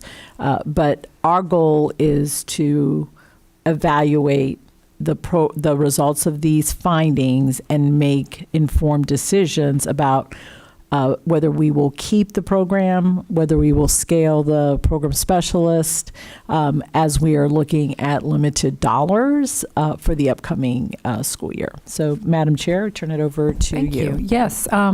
Member Salamanca, you're recognized. Thank you, Chair, and thank you for this presentation. I am such a fan of the work we're doing here, bringing some really important rigor for some of these platforms, and what is the difference between what's the intent of purchase and the implementation. I think that's kind of where things sometimes get lost in translation, and also why at the classroom or at the student level, it's different than when we purchase, but this cost is real dollars. So one of the question I had was, how are we prioritizing kind of which of these we're going after, right? Like we have a lot of, is it based on our largest purchases or most widely used programs? Like where does this list come from? So many of the programs come through a memorandum of understanding. So for example, the Rosen preschool, Rosen post-secondary is part of an agreement that we have with the Harris Rosen Foundation. Similarly for the travel and leisure programs that we mentioned. The two programs that we just discussed today were funded through ESSER. So there was a process of identifying those as part of the ESSER expenditures. We worked with multiple departments to identify which ones to evaluate. Going forward, we have a process that we're working through to identify which are the most impactful programs to evaluate, to make sure that our research department's time is focused on impactful programs, and there can be different criteria that get applied there. It may be highest expenditure, it may also be programs that are new and coming in, so there's kind of a variety of criteria that we look at for that. Thank you. And then as we roll out more of this outcome-based contracting, do these two kind of processes work together hand in hand, inform each other? Yeah, thanks, Board Member Salamanca, for the question. Yes, our team sees the two working together. The more we go down the journey of outcomes-based contracting, it should help us with what you're talking about with intent versus implementation, and making sure we have strong alignment there, which may allow us to move into outcomes-based program evaluations sooner. And so we're looking forward to continuing to expand outcomes-based contracting next year. We're currently working on middle school math with IXL and high school math intervention with Khan Academy, and also it being potentially part of OCPS 2030 moving forward. Got it. And last question is about, I think specifically on the support facilitation. I think one of the recommendations are related to scheduling and teacher collaboration as kind of the tough thing to work around. How are we addressing these? And then are we coming back 6 months, 12 months later to see if these things were addressed, if it is still worth, because some of these kind of depend on those being addressed for them to be effective, right? So the recommendations and the findings from the program evaluations are shared with a variety of district leaders, and we really, once we conclude the evaluation process, turn it back to the sponsoring department to make any changes and do any program monitoring. And at that point, if there's further program evaluation that, again, through a conversation, we decide that is warranted, then we would re-engage in a new evaluation at that phase. But at this point, we would kind of defer back to the sponsoring department for any follow-ups or how it gets implemented. Got it. Yeah, I imagine there's a lot in the pipeline. I was just curious, what's the feedback loop on recommendations to, did we address those recommendations and come back to it or not? Madam Chair, may I? Please. Yeah, so the team presents to Cabinet. Cabinet has a discussion around the outcomes of the evaluation. I believe, if I'm not mistaken, for the support facilitation, we also talked about student data and the gaps. And so we sometimes will ask for more information. We'll go back and look at what those recommendations are. In this particular case, and it has been the case with support facilitation, the model doesn't fund itself, right? Because the numbers that are assigned to the classrooms and the number of teachers that are needed, they do not generate the FTE that you put into it. And so we really are very interested in this particular program and possibly then looking at a pilot, as Wendy Ivory has done with a couple of models for ESC, to see if we can create a small model that produces the results that we're looking for before we consider scaling up, including the expansion or the limiting of duties for the support facilitator program specialist. Got it. Thank you. That was all. Thank you. Member Vanos, you're recognized. Thank you, Madam Chair, and thank you for the presentation. I just have a question all of these programs I'm sure are going to sound so wonderful. Thank you for taking the deep dive so we know what's working and what needs to be worked on. But as I know we're probably going to have to make hard decisions about what programs we're keeping and what programs we're not. Do you have a methodology that will help us determine which, that kind of ranks the programs in terms of efficacy and just kind of prioritizes what would be, kind of compares the programs with each other, I guess is what I'm asking. So our current approach considers each program individually, not as part of a prioritized approach in terms of the reporting that we do at the end of the evaluation process. So that's not something that the research department would produce. That may be something that comes out as part of a larger conversation around multiple program evaluations, but is kind of independent of the program evaluation process itself. Okay. Thank you. All right. Thank you so much. Anything further on this? Nope. Okay. Thank you. All right. We're on 2.04, and 2.04 is proclamations, celebrations, observations. All of our proclamations were adopted by vote of the board at our August 27th, 2004 board meeting, and as celebrations and observations. The list will remain on the agenda for the entire school year. We're on to public hearings. We do not have any public hearings, but let me check, Mr. Palmerini, do we have any speakers for any purpose? Yeah, you have one speaker on the consent agenda. All right, thank you. And the consent agenda is up next, so let's hear from our speaker. Your speaker is Stefana Farrell. Okay, Ms. Farrell, welcome back.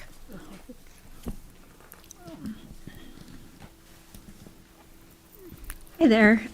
So I did want to speak. I looked over the list of the state legislative agenda, and I happen to agree with everything that you have listed there. But I do feel as if there should be some other things, and so I wanted to bring those to your attention. One of the things is reproductive health. Our curriculum, I feel as if it's absolutely necessary that we have local autonomy over all of our curriculum. The fact that HB 1069 moved this to state approval is very troubling, because for years we have brought that curriculum before the public, taken it through a process, especially in the last few years. Every single year, the public has an opportunity to speak out. Parents have the right to opt out. And now that is taken away from us. And the fact that the consent, information on consent has been removed from middle school troubles me deeply. And I feel as if there's nothing in the law that says that we cannot teach on that. And I don't understand why the Florida DOE has required its removal. And so I believe we should ask for that ability to be able to control all of our curriculum and not have that special carve out that the Florida DOE can opt parents out of curriculum that has long been the standard in our community.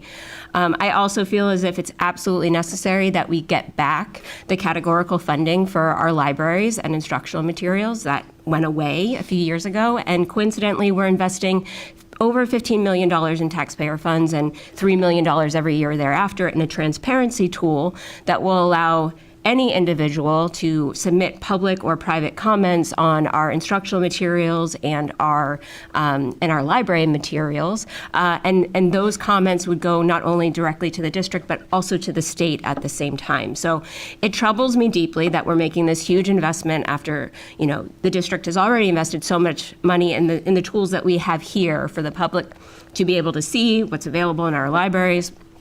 what's in our curriculum, and to file objections the right way, following our process and procedure where it is public and transparent. We know who is bringing forward challenges, and we get to participate in the process of local meetings. I feel as if this new transparency tool will actually reduce transparency, and it's quite ironic. And then the final thing that I will say, you know, the last 3 months, we've come to the school board meeting and the non-agenda public comment, and I've seen individuals come and speak and read from books out of context in an attempt to get them removed. They're utilizing their First Amendment rights to limit the First Amendment rights of others, including our students, and to limit the rights of parents within this community to be a part of the process.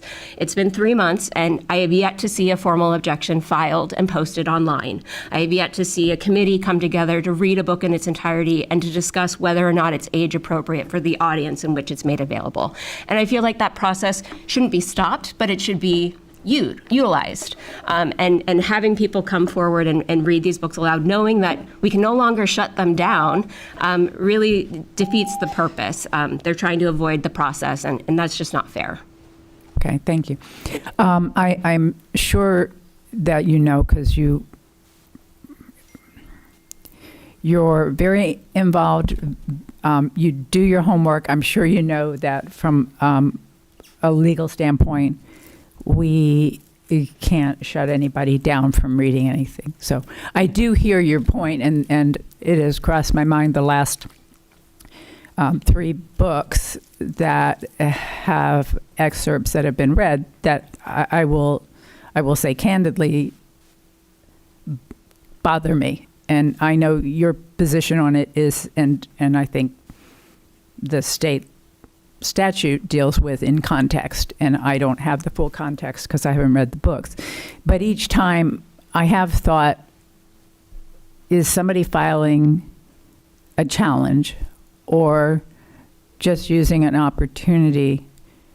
Because, again, there is a process, and people do have a right to bring forward things that they don't believe should be in a library, but that is the process. Again, I don't have the ability. We were kind of the poster child when a particular individual came in determined to get thrown out.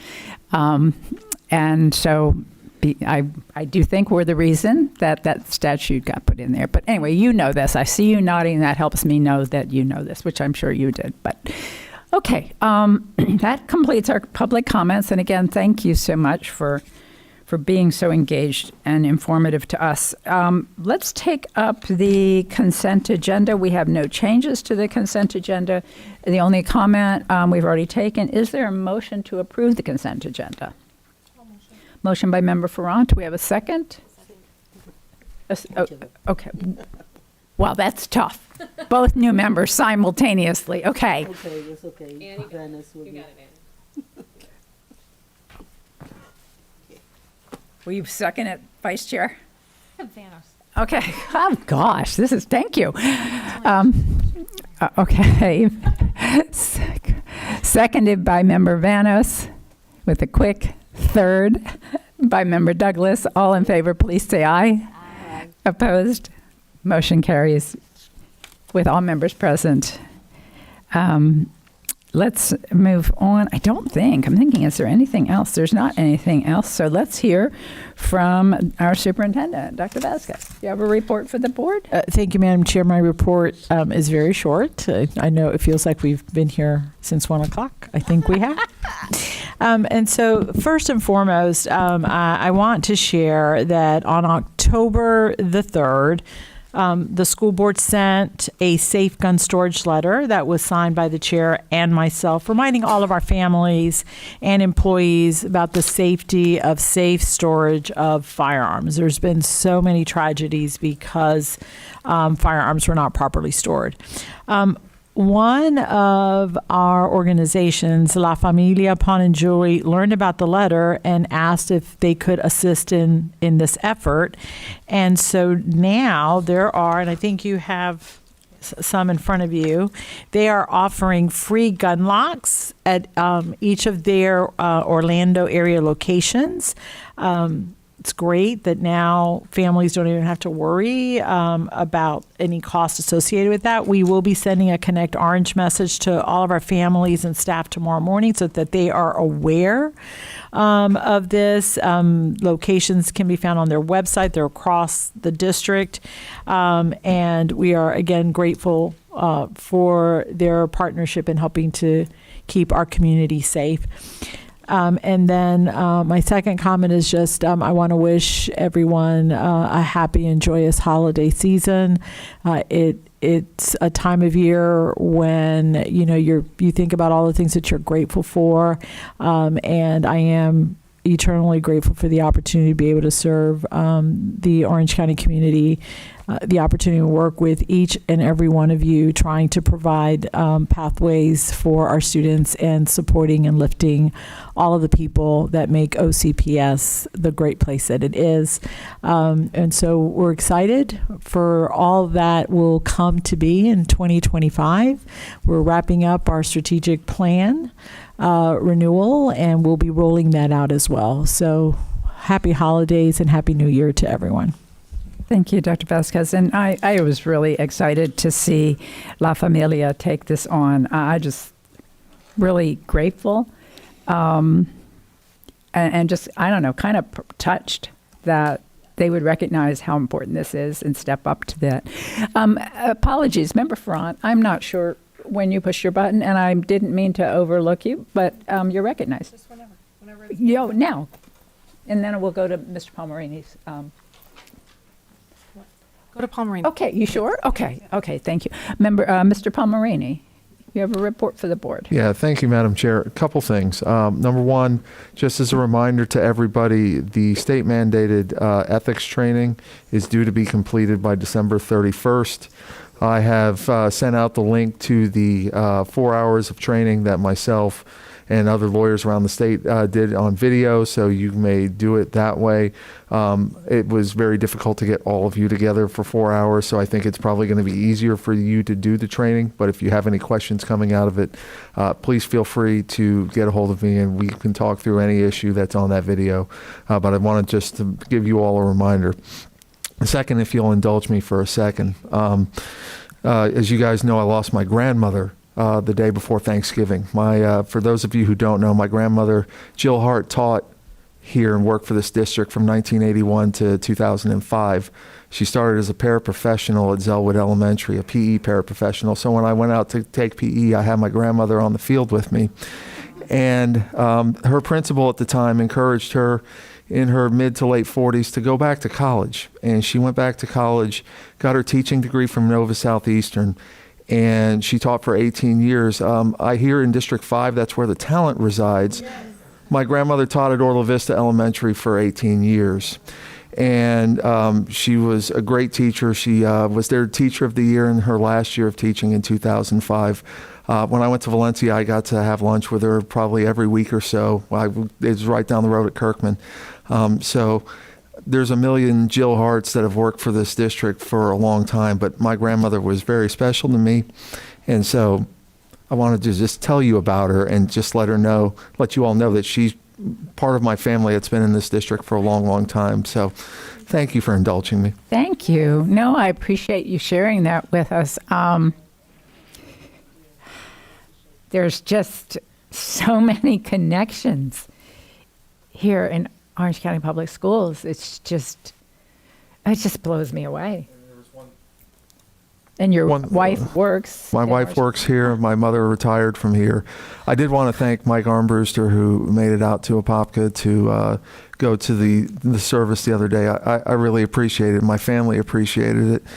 Mike enjoyed the part of the funeral where I was winding up my speech about my grandmother, and my mother's phone went off, and very loudly, and my mother, who has a harder time hearing now, said, "Hey, can everybody hear the phone?"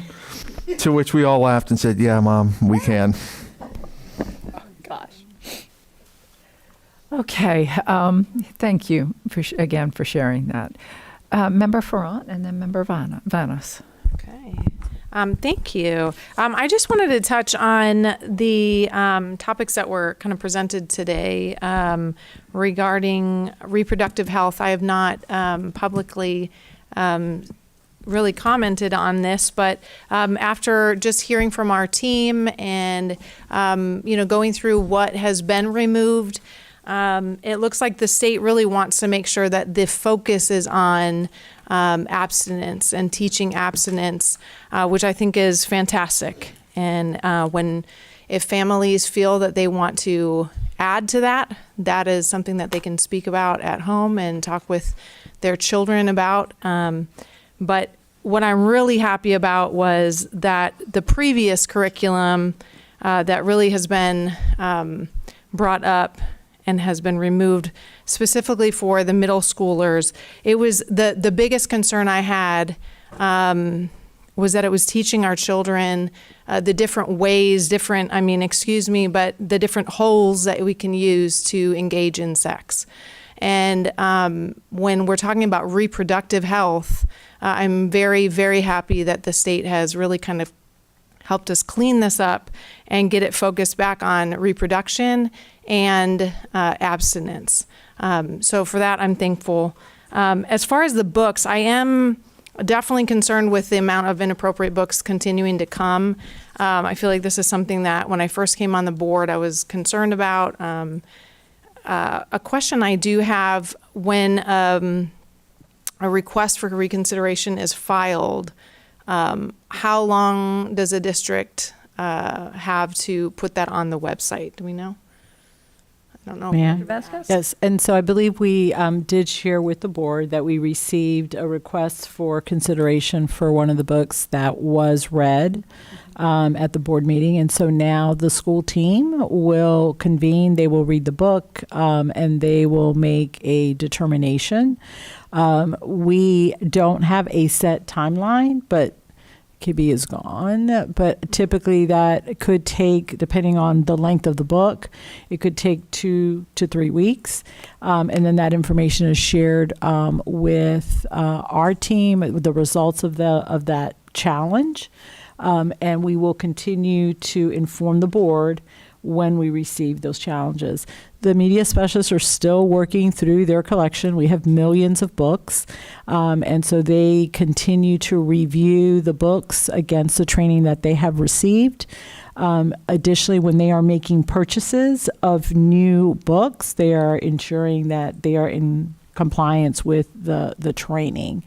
But it is going to take us a while to get through every one of our books. But any challenge is a priority, and those school teams then are activated to read the book and make recommendations about their removal or not. Perfect. So I would love to see if there's a way when a book challenge comes in, if we can just have that uploaded within, maybe a week of that or a few days, just to keep that transparency with the public so that the public can see. And it can just say that it's been, maybe there's different levels, so it's been submitted. And then once it's being, now it's going to the school team, or maybe we wouldn't update it again until that process has been done, so we don't have to, create so many steps. But at least we can just have it on the website, because right now I see that it's not on the website yet.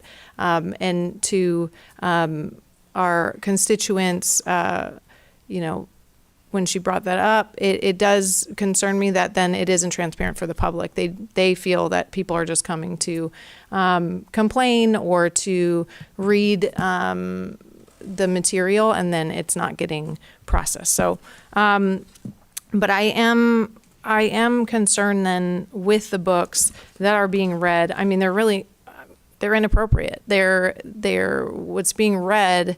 It is, if it was a movie, it would be rated R, even PG-13. And those we cannot show within the schools. We can't show movies like that. So I would love to urge the board again to look again and see what kind of standards we could provide. Do we want to have a certain amount of cuss words within a book, or a certain amount of, vulgarity, or a descriptive descriptive sexual acts. This, to me, if we're wanting to focus on education, and the library really is there to be to accompany and to come alongside of the classroom education. If we aren't going to teach this type of behavior, or the language itself is ridiculous, but really the inappropriate sexual content wouldn't be taught in class. So why would we have that in books for students to read? And again, their parents are more than welcome to go to a library, like a public library, or order it on Amazon. But when people come and they're frustrated and saying, well, parents can just, tell their kids not to read that. Well, most parents, I would say 99% of parents, at least the ones that I talk to, assume that all books in our libraries are appropriate and age appropriate. And what we're seeing come to the board is not age appropriate.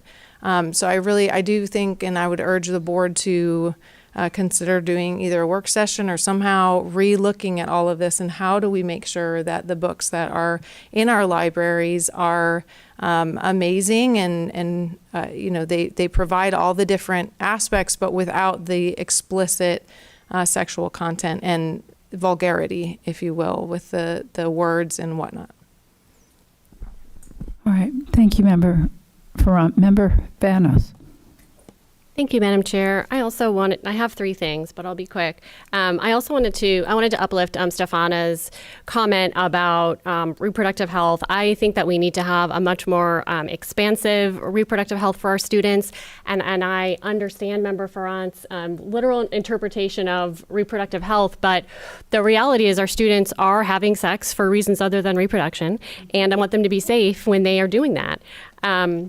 And I think it's also really important when we have parents of students who are restricting their child's access to books and saying things like, I don't want my child to know that unsafe things can happen in safe places, because unsafe things can happen in safe places, and our children and our students should know that, and they can learn about that through books. So I think it's really important that we are having an expansive curriculum so that our children can be safe. So thank you for bringing that up today, Stefana. The second thing I wanted to mention with respect to the legislative agenda, there's one of the principles, I believe, was accountability for all schools that receive public funds. And I had mentioned this to our government lobbyists and to John, but I also just wanted to add that I will be asking at the legislative delegation meeting that for a requirement that all schools that do receive public funds are subject to sunshine and to open records. So all voucher schools, I think, should be subject to that type of accountability as well. And I would prefer to focus on that instead of testing, because I have problems with testing accountability. And then the last thing I wanted to bring up was I have watched the last couple of impasse hearings, and selfishly I would like to avoid another one. So I just wanted to ask board members if they might be interested in having some kind of sit down with board members and our CTA president, just to help to build trust as we approach the next bargaining session. So just throwing that out there as well. Thank you. Just for clarification, do you mean one-on-one, or you mean as a group? I mean, like a work session. Okay. Oh, we just wanted to clarify. And Member Salamanca, you're recognized. I don't know if we have an answer to that yet. I think that's probably, well, and I think it's something we should all process, think through, and then. But I'm not trying to dodge the issue. We did have kind of like a work session with Florida School Board Association, and Clinton was kind enough to join us. And I say that because he was here and hadn't received an invitation, and I asked him if he would come. And I think it was helpful for us all to be in the room discussing kind of how that process is supposed to work. So I am leaning favorably in that direction, but I do want to give everybody a chance to think about that. But trust and, I don't know, is really one of the things I talked to the leadership group that graduated this morning, and I talked about a number of things, but not this book, The Speed of Trust. Have you ever read it? Oh, there's 2 books that everybody needs to read, and the first is Start With Why, and the other is The Speed of Trust. And it's just, you'll read it and it will just validate what you already know, but you can get so much done so quickly when you have trust. And when you don't trust the person you're working or communicating with, it just takes forever because you're constantly playing, second guessing. So yeah, trust is really, really important. Agreeing is nice, but trust is crucial, and you don't have to agree to have trust. So, Member Salamanca, you're recognized. Thank you, Chair. I wanted to double down as well on the reproductive health because it is something that when staff walked me through, it was a big concern for me. Teaching safe sex and a comprehensive sexual education is a public health issue. It's not an individual issue, right? Because the widespread societal issues that come from this impacts everyone, right? Sexually transmitted infections are a societal issue. Unintended pregnancies and the cost that we as a society have are a societal issue. Sexual violence, which was brought up in a previous book, that is something that happens and that impacts a society, right? And so the reason that we, as a country, decided to teach comprehensive sexual education, and more specifically safe sex, was because we came to terms with the realization that, and research backed this, teaching abstinence does not decrease unintended pregnancies, and teaching abstinence does not also decrease the STIs and the spread of STIs. It actually increases it, because what ends up happening is that our students don't know how their own physical bodies work because their parents are not always having these conversations with them. And so things happen to their body that they don't understand, they spread it, and it becomes a problem of many other people. And so just by saying we should teach abstinence or it's not happening doesn't make it true. That's not what's happening. And so I have such a hard time with the curriculum because it is so aspirational of a society that we just don't live in. And safe sex is teaching safe sex is the only thing that has been proven by research and by years of education. Like, we have a decrease in teenage pregnancy because of this. And so I just cannot get on board that abstinence is effective for anything. I have yet to see that teaching abstinence is effective and research-backed. It just ignores the facts and the realities of life and students. Just because we like to think that students are not having sex for other reasons other than reproduction doesn't make it true. And I believe the state can believe that that's what they want, but it's really hard. And when I looked at the material and everything we stripped from this, we can't even talk about safe sex. And I don't like to assume that every household is the same. And as folks talk about it, loving and full of communication. And I did not grow up in a household. I grew up Catholic. You do not talk about sex. You kind of figure it out at some point. And that was not where I got my education. And it's unfortunate because we can't just assume that every house is the same, and that is the purpose of public health. That is the purpose of public education. That is why it's the great equalizer. And so I would love for us, as we go to Tallahassee, to advocate for the return of reproductive health that is just accurately and with science. And in terms of our books, that I know of, no one at this board wants us to be teaching pornographic content or having that. And every time that a book is challenged for that, when it goes to the proper process, that is removed. The part that, and I'll only speak for myself, that I really struggle with is just because one parent believes that having curse words in a book is wrong, that it doesn't mean another parent believes that is wrong, or that they believe that that's not what they want their kids exposed to. They sure as heck get exposed to profanity everywhere else in schools. And so imposing your value system on other families and other students is the debate here. Is can we impose one's values on everybody else? And I think this board has said it's not about that. We can talk about every book and the topics in those books, but we don't want to impose people's values on them. And so I think we take each book by each book's content and each book's merit. And if you contextualize some of this information, there are many times, and we've had these conversations about books, that is correct. These are not age appropriate. We've removed them from elementary school. We've removed them from middle school. But that is up to that community. It is up to that school. It's up to those parents to make that decision. I, as a board member, cannot decide that because I don't believe or I don't agree with something in one book. I am going to take the rights away of other parents and other students to access that information. That's just not, I don't believe that's my power. And that's not what I get elected to. I'll also say I have yet to have one parent in District 2 ever come to me with a concern about sexual content in our books. So I know that it's coming up in each of these school board meetings, but I've been in office, I've replied to all my emails within 48 hours. I've never yet, and I ask in all my community meetings, I ask when I talk to parents, is this a concern? Continuously I get, no, this is not a concern. So some parents do it. It seems to be popping up a lot in District 3. I don't know why that's the case, but I'm just not seeing this issue, and I hate spending so much time on something that is not parents' concerns. They really just want their kids to read. I don't think that they're as worried about if they're reading profanity because they're exposed to that everywhere else in their lives. So, thank you.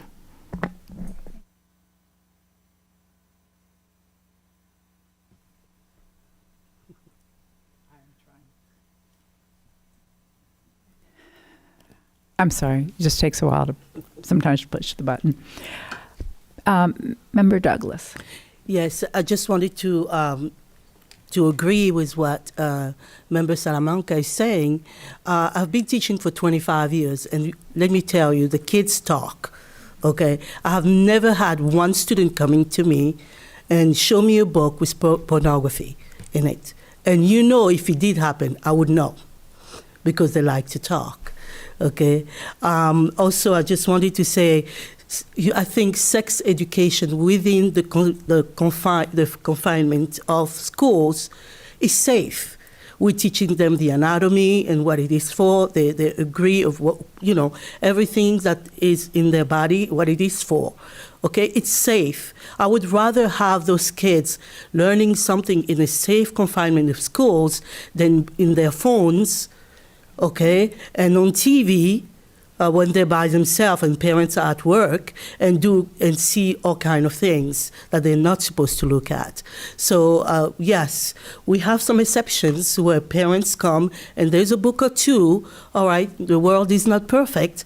Probably we will find one or two, but let's face it, the majority of books in the library are not pornography. Okay, just wanted to repeat. So I agree with sex education within the school. Thank you. Thank you, Member Douglas. Member Farran. I'll just end with this. I think if we're talking about trust and building trust and creating trust, we need to be extremely transparent with our families. I never put my kids through the sex ed curriculum. My mom never sent me.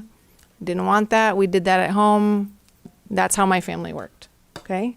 And I love that. Every family has their choice. That's been that way for years. And you have that choice to pull your child, right? However, in the last, I would say it was like 4 or 5 years, I've spoken to other parents and I said, hey, have you ever looked through the curriculum? Do you know exactly what your child is looking at? And one of them actually was a teacher here in Orange County Public Schools. Her daughter came home after 7th grade and receiving the curriculum that she thought was just reproductive health and teaching STDs. And her child was mortified because she realized that there was 3 different holes you can put things in, and they were teaching anal sex, oral sex, vaginal sex. If a parent was informed, listen, you guys want to teach that stuff? You all love that and you think that that's appropriate? So be it. However, we need to be transparent and not just call it reproductive health, but say, this is exactly what we will be teaching. I mean, it took me quite a while to pull it out of our own staff, but I actually had I reached back out to that parent and said, hey, I remember they had taken slides. Their daughter had taken slides, like pictures of the content, and said, Mom, I just was so disturbed. So if we want to have that, again, we want to have books that have cuss words and have sexual content, we need to be transparent with the parents and let them know, hey, we just want you to know there may be books in your child's library that has some inappropriate content that you may feel is inappropriate. There may be cuss words, and there may be, I've grown up, I read hundreds of books over the years. I don't read books with cuss words. It's just my own, that's just how I am, okay? I don't know why, I may be naive, but for some reason I just assumed that the books in our libraries at public school would not have cuss words. Why would we have that? We don't want them cussing in the halls or in class. Why would we have it in our books? And so if we want to have that, and that's what we have, I think we need to be transparent with our parents and let them know, if you don't want that for your child, because we do have books like that. If you don't want that, please notify your media specialist and let them know, I don't want my child to have access to any book with cuss words in it, for instance. But those are things that currently, I think many parents feel that our books are just these clean, great, adventurous books to accompany our classroom teaching.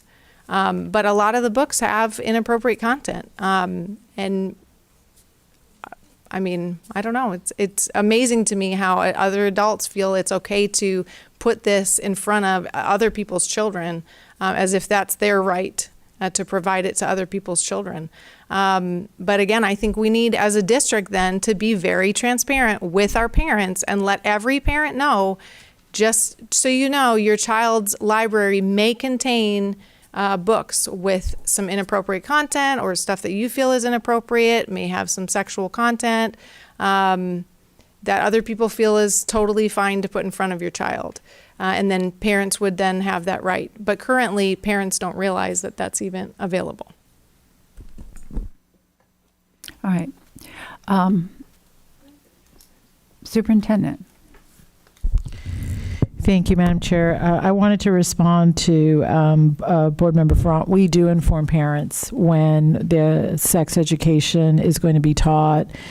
They are also told that they can review what is going to be taught and that they can not allow their child to participate in that. So they are informed and have been. I think it's Letter and Connect Orange that comes out from the school principal, and it's a uniform script that we send out from the district office so that the message is consistent. So that process of letting them know about the sex education curriculum we do have in place. Member Front, you have a follow-up question? I just want to respond to that. So I totally get what you're saying, and I understand that because my kids have all, when they were in those grades, we received those notifications.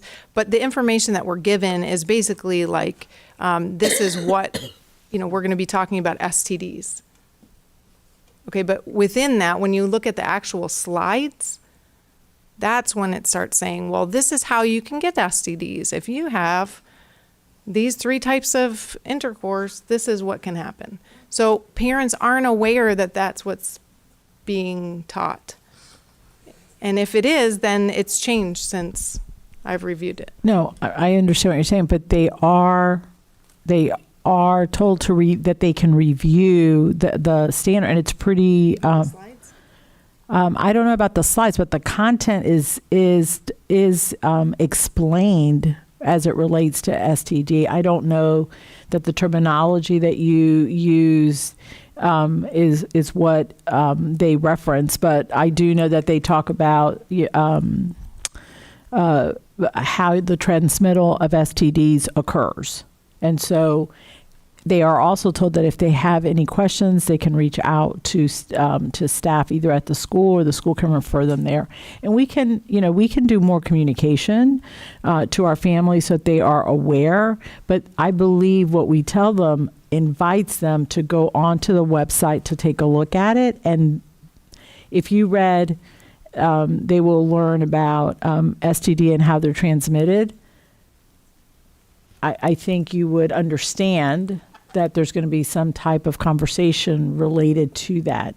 But I can tell you we don't use some of the terminology that you used. But we don't have an issue making sure that we over communicate with them. Right. The slides share that terminology, but not when we're showing it to parents. It's just STDs. Which to me, when I'm, as a parent, if I'm reading that, I'm thinking, okay, we're going to talk about maybe the different types of STDs, and that if you engage in sexual acts, this is what would happen, but not the detailed. Yes, they can see the OCPS materials. Right. I'm looking at Dr. Russo, correct? Yes, And they can see the slides and everything. Yes. Okay.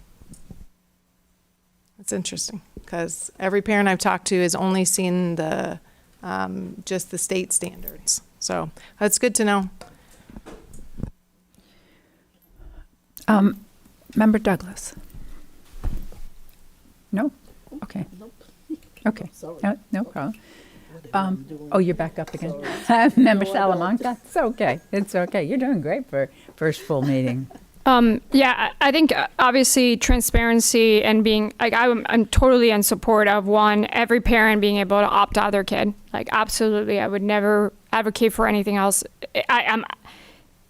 I think any parent should be able to opt out of any curriculum that they don't want their kid doing, right? Like I'm not going to disagree with that. I think to the point of the slides, it's really hard to teach a kid what a dog looks like without showing them a dog and having that visual. And part of high quality sex education comes with being able to identify when something's off with your body. And those images are uncomfortable. And the research shows that the uncomfortable images is what actually makes it stick. It's what actually makes it effective. It's kind of like back in the day when they used to show us these really nasty lungs of what happened to your lungs when you smoked and what nicotine did to them after 50 years. And there's a whole generation of us that grew up with certain curriculum of really ugly, nasty lungs that will never erase those images from our heads. And I grew up with the curriculum with those slides. I know what those slides look like. The reason why I still know what those slides look like is because I feared them my whole life. And I never wanted to look at something that looked like that ever again. Sometimes when you just have description or a word and a definition, it doesn't work, right? So I think a lot of the curriculum design and the reason why professionals do this and our educators and think about curriculum design, why it's so difficult to do it effectively, is how do you actually prevent things that are public health concerns, like the spread of STDs or like unintended pregnancy. And it is by really putting a message across that is effective. And those slides, which every parent has the right to not have their kids see, are very effective at getting the outcome of not spreading STDs. And it's uncomfortable. I don't disagree with that. But it's really hard for any student to learn the definition of something sometimes without seeing it and understanding what that is. And that's just the uncomfortable reality of I mean, it's really hard to make STIs a pleasant experience and teach about it. So I get where you're coming from, and I think every parent has a right to know what they're being shown, as well as the right to opt out. What I disagree with is an entire education system, public education system, not teaching what these things are with the hope that kids will just be abstinent, because that's not the reality we're in, and it's also not how things are avoided or prevented. And so that, when you think about public policy, it's the implementation on everyone and the impact on us as a society, rather than just the impact on one child and one family, which every family has a right to teach their kids what they want to believe. But we'll just agree to disagree on this one, and that's okay. That's part of it. That's part of the job. All right, thank you. Okay. Good discussion. Not pleasant discussion, but good discussion. I think we are through. Mr. Palmerini, I think we're through. Superintendent, I think we're through. Yeah, we're through. Okay. just in case there was any announcements or anything. It's been a long day. Dr. Vasquez, I think you said we probably feel like we've been here since 1, and we have been here since 1. So that would explain it. Yes, this is our third meeting of the day. Great day. Great way to end the year. Let me echo happy holidays to everybody. Get some family time, get a break, turn off your computers, your laptops, and just enjoy this wonderful time of year when you get some time off. Meeting adjourned.